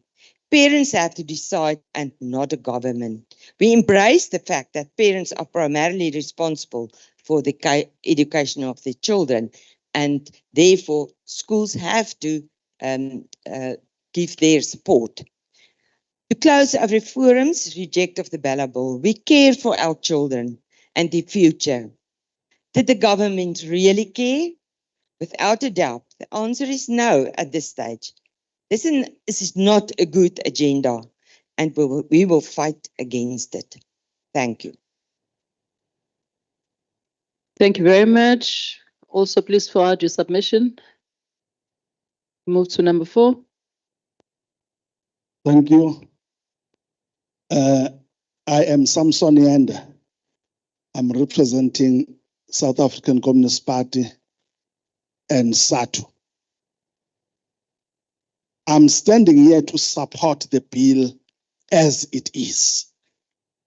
The reason to that is because it's close to 28 years, the act running, and we have been witnessing discrepancies and making things not assisting and helping the majority of Black children. Now, it has been the time that the Parliament took decision and look into this law, as it is affecting majority of people in the country, mainly the learners who are still young and who are still at school. We therefore need the amendment, and these amendments, I believe, are very necessary, and they are going to assist us. They are going to assist the learners. They are going to uplift the standard of the society and our community. Just take, for instance, for a long time, the exclusion of grade R in the department, in the system of education, it has been a blow to the society. But now, if the government is to fund from grade R and give sufficient funding, like all the schooling system to grade 12, that is an advantage and achievement to the society. We believe now we'll be having our toddlers who will be benefiting from the state in terms of education and correct curriculum. It is very much flabbergasting and astonishing to find people spreading malicious information about Bela Bill as it is something that is ungodly. So it is not true. It is about helping the black and helping the society as we belong to one society. I thank you. Thank you very much. Number 5. Good day. I am Kathy de Beer, and I am the proud principal of Sakumuzi Primary School. We are a black school in KwaZulu, and this year will be my 20th year there. We are an all-black school, so for me, the Bela Bill is not anything racist. I am here today to fight for my black children in my school, because I feel some of these amendments will not help the black children in my school. Then for the record, I just want to say that I'm saddened not to see a lot of principals here. I don't know if they didn't get the memo or what, but a lot of the principals that I'm working with are not here. So that is sad to see. Then there's a lot of good things in the Bela Bill. For example, the grade R inclusion. That will be absolutely brilliant, because we need to teach these young ones from a very young age. So there are a lot of good things. I just want to lift out the 2 things that concern me. One of them will be the language one. I will submit it also. We are an English school in a deep rural area. So my parent and my SGB is also here. We are worried that they will go back and change us to a isiZulu school. My community and my parents feel very strongly about having English as their home language and then isiZulu as their first additional language. We've been working like that for 20 years and we are getting excellent results. One of our learners that was a baby in our school, he matriculated last year and he matriculated with 6 distinctions. So there is a success story. Then the other one is the procurement. I'm very worried about the procurement. Like I said, I've been the principal for 20 years. I've not the principal for about 15 years.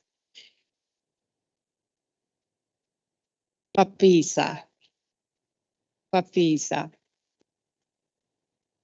Okay, so for a long time, we've been struggling. We are a Section 21 school without Function C. So that means we don't get the money to buy our textbooks and the stationery for the learners. We are getting it centrally. So for a long time we were fighting. Then at last, I think 3 years ago, they did grant us Section C. It was wonderful. We were able to buy good quality for my learners, and the stationery lasted them the whole year. Then after a year, they removed the Section C. They did not say why.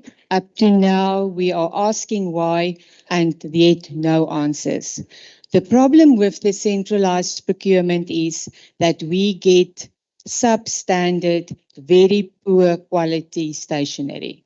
The glue, for instance, that we received at the end of last year for this year, already now the glue is not sticking anymore. The pencils, you can just sharpen it once or twice, then the pencil break. So even though we do get the stationery, it's not lasting long, and then the poor children are without stationery, and then we must get a rabbit out of the hat and get them more stationery. Then another thing, but I'm not exactly sure to which clause it speaks, but it said something about we should take all learners at the school. Now, what I find difficult is if I get someone from, let's say, Swaziland, and the child does not have a birth certificate, we do take them in the school. But what happens is they are not part of our PPN.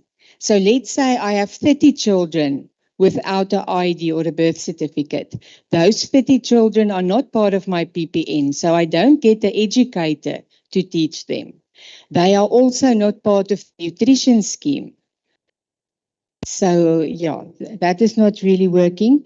And then they are also not part of the norms and standards. So we don't get textbooks or stationery for them.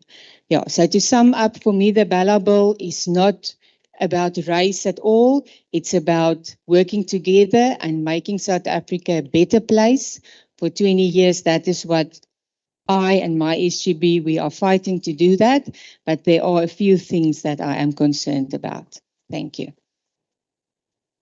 Thank you very much. Number 6. No, thank you very much. Greetings to you, Chairperson, committee from the Parliament. And declare nje upfront ukuthi le bill If okhulunywa you can ngayo. get your name, sir. Oh, igama lami nguSibusiso Mhlongo. Ukhansela emkhankeni wasoPhongolo, ngibuye ngirepresent u-African National Congress. Bengithi ngifuna ukudeclare upfront ukuthi iBela bill esi-amendayo ngiyayisupporta. But futhi ngiyafuna ukusho ukuthi iBela bill akusiyinto entsha, iyaqalwa ngo-2022 kusetshenzwa lo msebenzi wayo ukuthi izifike lesigaba ekusona. But empilweni nje generally ama-changes are not nice. Into ye-transformation is not like nice uma iqhamuka. Abantu will always resist. But mina ngifuna ukuthi ngi-informe mina nasinabo la ukuthi if we are trying to balance ama-imbalances of the past, kufanele abantu babe flexible ukuze bekwazi ukwenza izinto ngendlela ezoya phambili. But number 2, uma kuseyibill njengoba kwenziwa i-consultation, bane-right ukuthi bafake izimvo zabo abantu. Kodwa futhi noma kuthiwa sekuyi-act, uyakwazi ukuyi-revisita i-act. Yingakho ngithi mina eyenza ukuthi ngiyilokuzane upfront, ngiyi-support upfront ukuthi i-flexible into yomthetho iya-revisitwa, iyashintshwa. But for me, lento ifika kahle kade kunesona upresident ekhuluma izolo, wakhuluma ngenye insizwa okuthiwa uThitswalo. And le bill izo-addressa exactly that. Ukuthi uma ukhuluma ngama-changes akhona eSouth Africa, a-accommodate umuntu omnyama, awafuni ukuthi siqhubeke ngento ezimhlophe ezasicindezela umuntu omnyama. That's why ngithi mina we need to be flexible when we are dealing with these progressive amendment bills.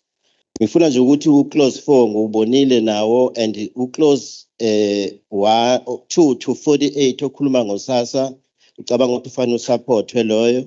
Bese kuba uclose 49 uzofika ku 54 okhuluma nge-EEA okungama employment duties. Nawo ngibona ngathi ufuna ukusupporta into ekhuluma ngama changes eSouth Africa esiphila kuyona. So angikhulumeli wonke umuntu kodwa ngiyafisa ngisi-support. Siyabonga. Thank you. Number 7. Hayi. Beyilapha emva. Bungaphakamisanga muntu omkhulu. Usungacela nje ukuthi mase sithatha round 2 sesi-include naba online. Thank you, Chair. May I take this opportunity to greet everyone in the house. My name is Koskaihluleki. Koskaihluleki. It has got 16 characters. Good son, Kambule. Ambule. I'm standing here, Chairperson, in full support of the Bela bill. I support this bill in totality. I'm a citizen of Phongola, the pastor, the leader of the school, and the leader of the union at the regional level, which is SATU, as the deputy secretary, Mzala Nguma. This Bela bill is addressing exactly what the Freedom Charter purported to attend in order to assist the people of South Africa. The Bela Bill, in line with the Bill of Rights, of course, of the South African Constitution. The language policy is here to assist a lot in terms of access and assist learners to have the quality of education that we as parents envisage. It is helping a lot, Chairperson, in order to claim back our rights, our human dignity, that it should be respected and protected, so that ultimately we'll be able to pursue quality public education in South Africa. Needless to mention the issue of grade R educators, who for quite some time have been working.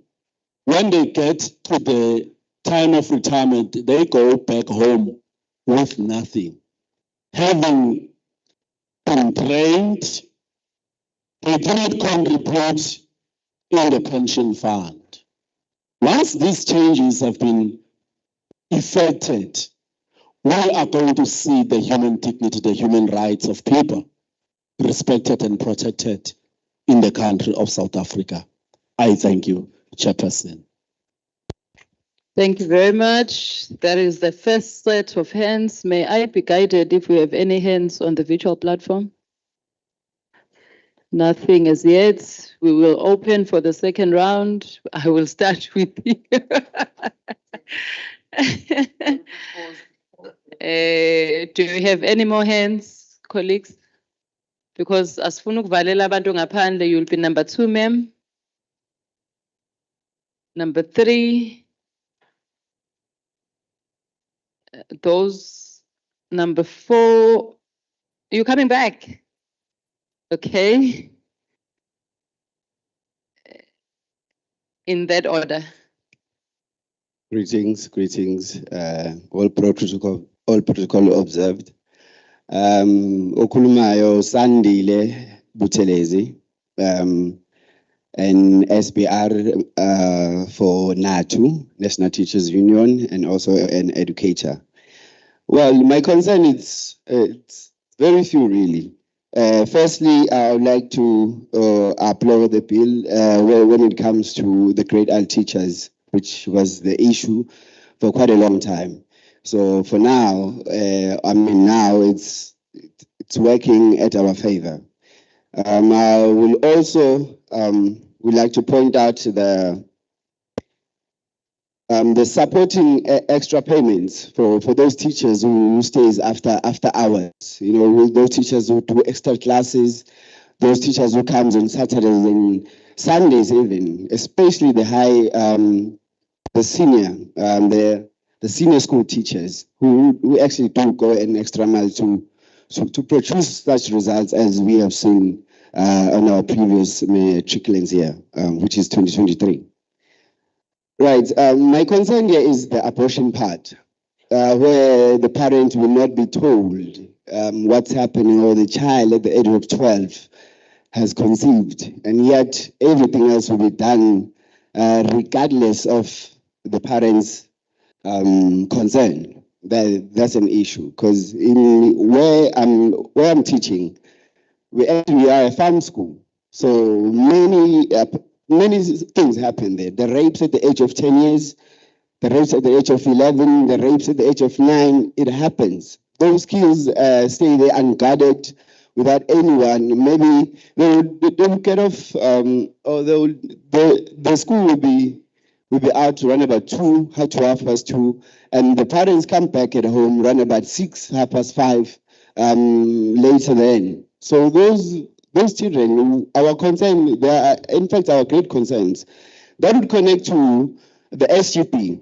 The SGP is a part and parcel of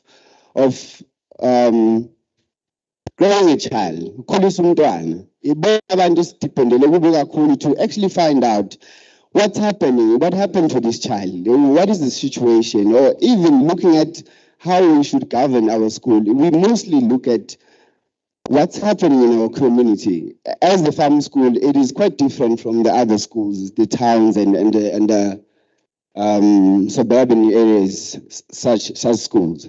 There, it's a totally different kind of challenges. So it is my great concern when it comes to abortion. In fact, stripping the powers from the SGB, which we really do rely on their input when it comes to managing a school. Thank you very much.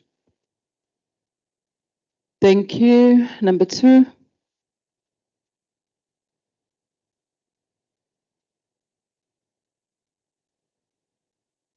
Good day. Thank you for the opportunity. My name is Carmen Brache, and I reject the Bela bill.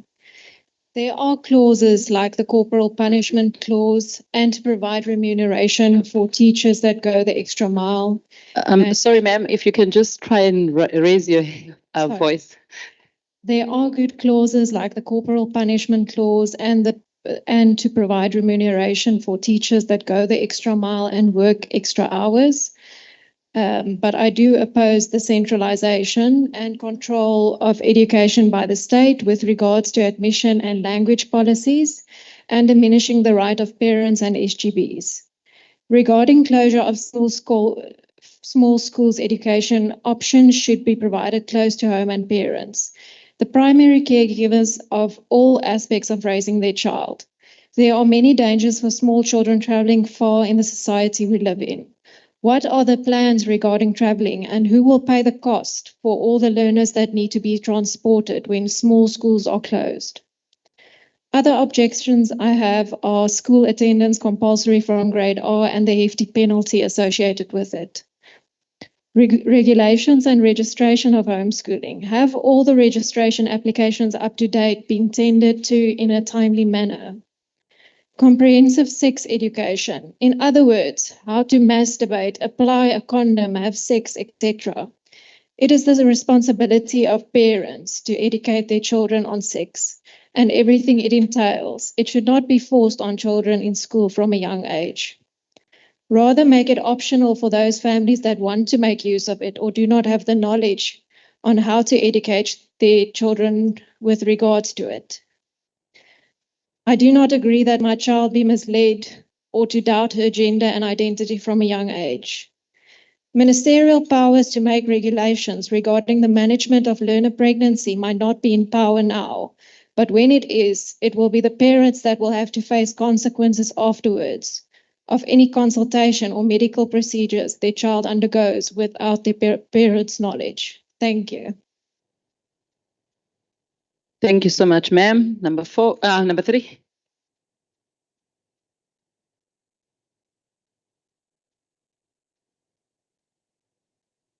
Good morning to the panel once again. My name is Eta Miller. I'm the Provincial Manager for FETSAS in KZN. With regards to Clause 16, Central Procurement, I have visited Sakamusi School before. I serve on several task teams of the Provincial Department of Education. The reason why there's Section 21C right, privilege was revoked was an exercise that the department made not to prove that small schools can run their own finances, but for the department to be able to prove that they can't. And good schools like Sakamusi ended up getting the wrong end of the stick. Furthermore, with regards to language and admission, clause 4 and 5, we can debate the issue with regards to admission and language. If the Department of Education doesn't start building new schools, this exercise is in vain. Thank you. Thank you. Lastly, number 4.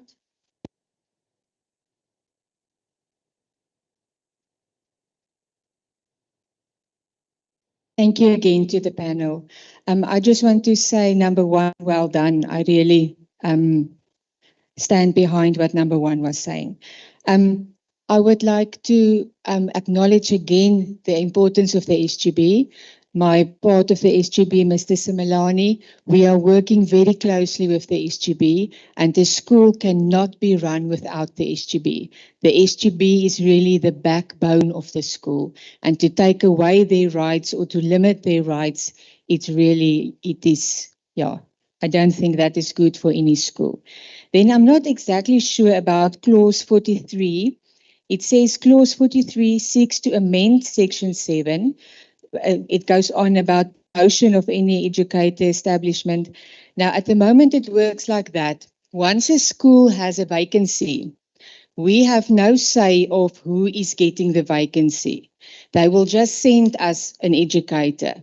We don't have the right to have an interview or to see if that teacher is going to fit into our school. They just send the teachers to us.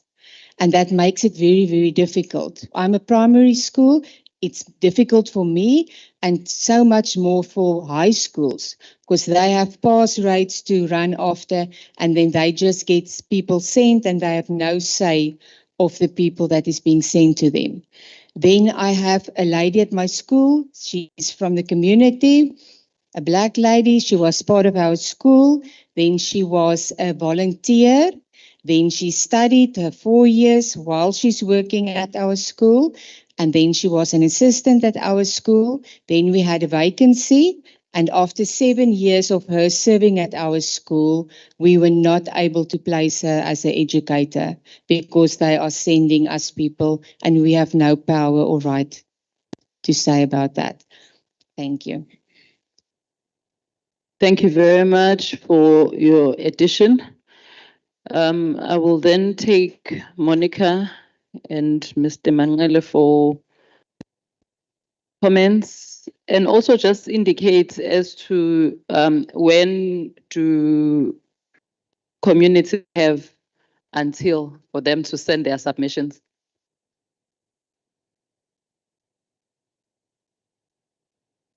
Thank you, Chairperson. Comments are open until the 20th of February, and we are encouraging even those who have given their comments here. We've got an email address. I think IT will put up those email addresses. If you want to substantiate anything else that you have said here today or send more comments, please feel free until the 20th. Chairperson, with your permission, before I go into this, may I say thank you to those who have given all their comments. But I'm not sure if everybody got a copy of the bill. And I said people need to read and comment on the true and correct copy of the bill.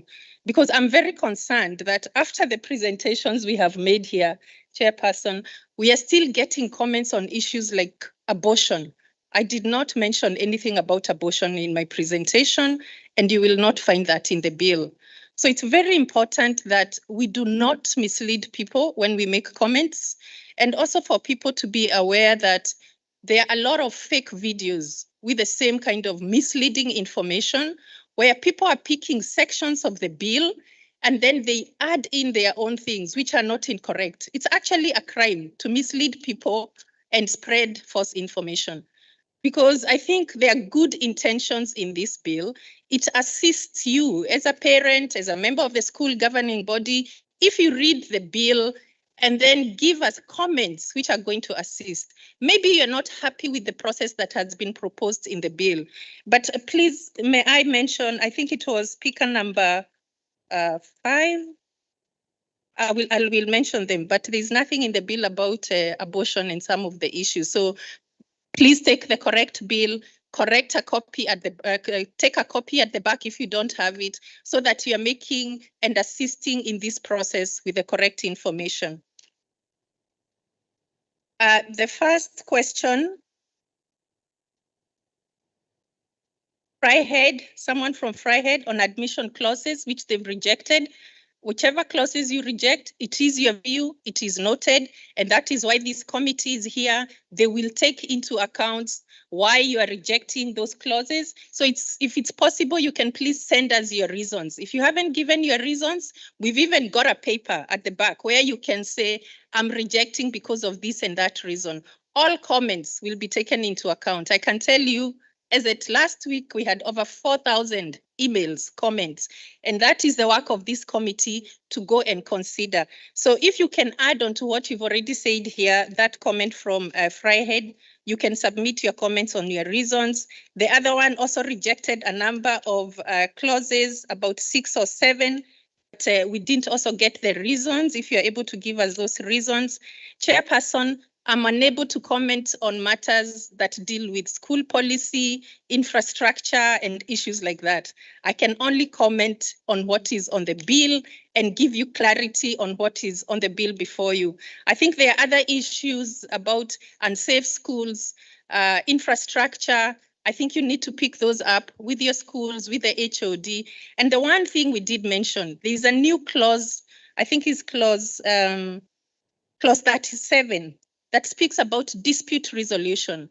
And there are timeframes and processes that you can follow. If you have any issue with your school governing body, or with the HOD, please look at clause 37, and it tells you how you start to put in any concerns that you have, either as a parent, either as a school governing body, so that we have a very clear dispute resolution mechanisms to get things workable. So it's not a bill that is proposing that the HOD must. In fact, in most of my comments, I kept underlining the words, if there is reasonable cause, if the HOD has reason to.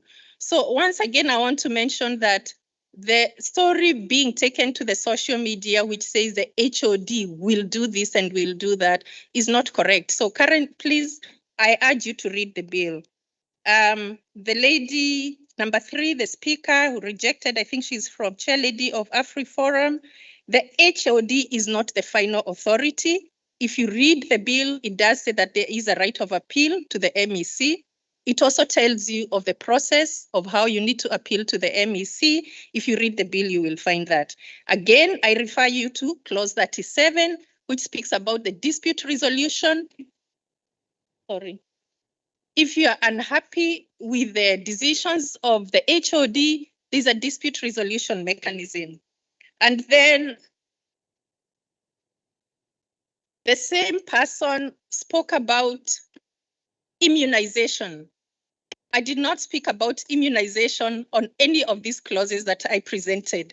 So once again, we urge you, please don't send out wrong information. If there's a clause you've picked specifically that says the admission policy requires you to submit COVID and what, could you please point it out to us in your comments so we can address it? But it's wrong for people to stand and speak about things which are not in the bill. The same person also spoke about abortion in the bill. I have not come across any clause in the bill that we have currently that speaks about abortion. I have not. If you can point that out to us, we would like to leave this place knowing that we have given the correct information as per the correct bill that has been sent to this committee. So please, if you have the correct bill, point us to the correct section that you're reading about abortion. We note the few people who have supported the bill and who welcome it. We note the comments from someone, Dibia, about an all-Black school and that the language policy is their concern. Once again, I urge you to look at the bill very carefully and see that there is a very good process there about how the HOD is going to look at the language policy. And the process, again, of consultation is very detailed in the section. Nobody is being forced. It's not mandatory. It is saying, yes, you must submit it. But then what is the process once you submit it? The HOD has got things that he himself must look at. What is the language policy in the area? What are the enrollment numbers? What are the resources in that school? So I think the bill has tried to balance the requirements for school governing bodies as well as the requirements for the HOD, because if the HOD also does not meet those requirements, then I think you have a right to declare a dispute and follow the process and take the matter up to the MEC. I think that is what the bill is intending to do, is to balance things so that even dissolution or taking away the powers of a school governing body. Nobody can take powers that you have been granted without a reason. Even the HOD must give reasons. HOD must give you a reason and a hearing why he intends to take those powers away. And if the HOD does not, please look at the dispute resolution mechanism. I note the question of foreign learners and not being part of the APP, and that they are also excluded from the nutrition program. I think that again is a policy matter. Those are matters that I would leave to the committee, because if the admission policy is allowing all these learners to come into school, and then again you subject them to another form of discrimination, then I don't think that was the intention of admitting learners. So if there is that discrepancy on the question of a nutrition program, which I think is linked to the ID, then I think I will leave it to the committee to look at that. But it is noted, it's a very valid comment, because there has to be alignment. There has to be alignment. Councillor Mshlongo comments are noted, supporting the bill. Mr. Nkambule supports the bill. And the issue of grade R, yes, we have noted that as well, and how the bill is going to assist. Sandile Butelezi and Natu applauds the bill. We have noted that, but once again commented about abortion. Sir, with all due respect, there is no clause that I have spoken about in this bill about abortion. I think just be careful of misinformation on social media, so that you read the correct information that we will leave behind here, or look at our website to get the correct version of the bill. And we note the other people who have supported the bill. Chairperson, I think I have addressed all the issues. And if I have not, please put your comments for us, and all those comments will be considered by the committee. Thank you. Thank you, Monica. I think the email address was also flighted earlier on. If you can just take the proper contact details where we will be able to send written submissions within the time frame that has been indicated. We request that even if you have commented here, but you also do send submissions. We have listened as the portfolio committee, and ours now is to continue with the engagements with the various stakeholders in different regions, so that we get comments from all corners of our province before we make a final determination as to the position of us as the legislature of KwaZulu-Natal when it comes to the submissions on behalf of the citizens of this province for this bill, because we are crisscrossing the province, going through different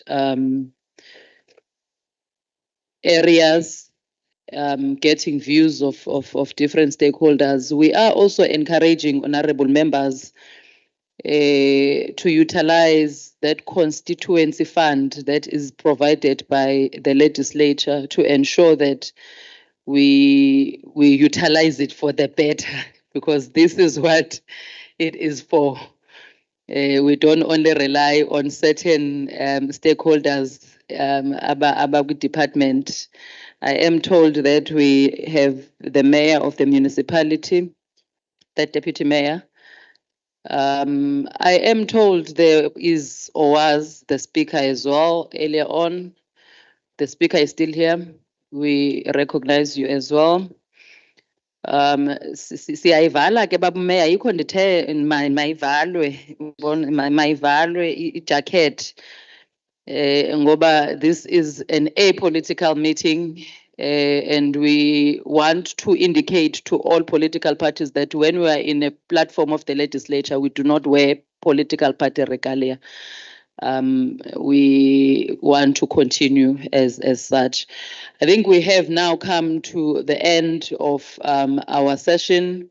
As we have said, ours was just to listen table our bill, listen to the engagements, take notes for consideration, and then again we will continue with the journey. We want to really appreciate the full engagements that we have received in the Zululand districts, Phongola in particular. We will ensure that it is part of the submissions that we are going to table. May I request that we do not leave without having refreshments. Otherwise, we are going to incur fruitless expenditure, and we do not want that. Okay. May I then officially close the public hearing, honorable members and colleagues. Thank you very much. You may have a safe journey home. Thank you, Chair. Thank you, Mnguni.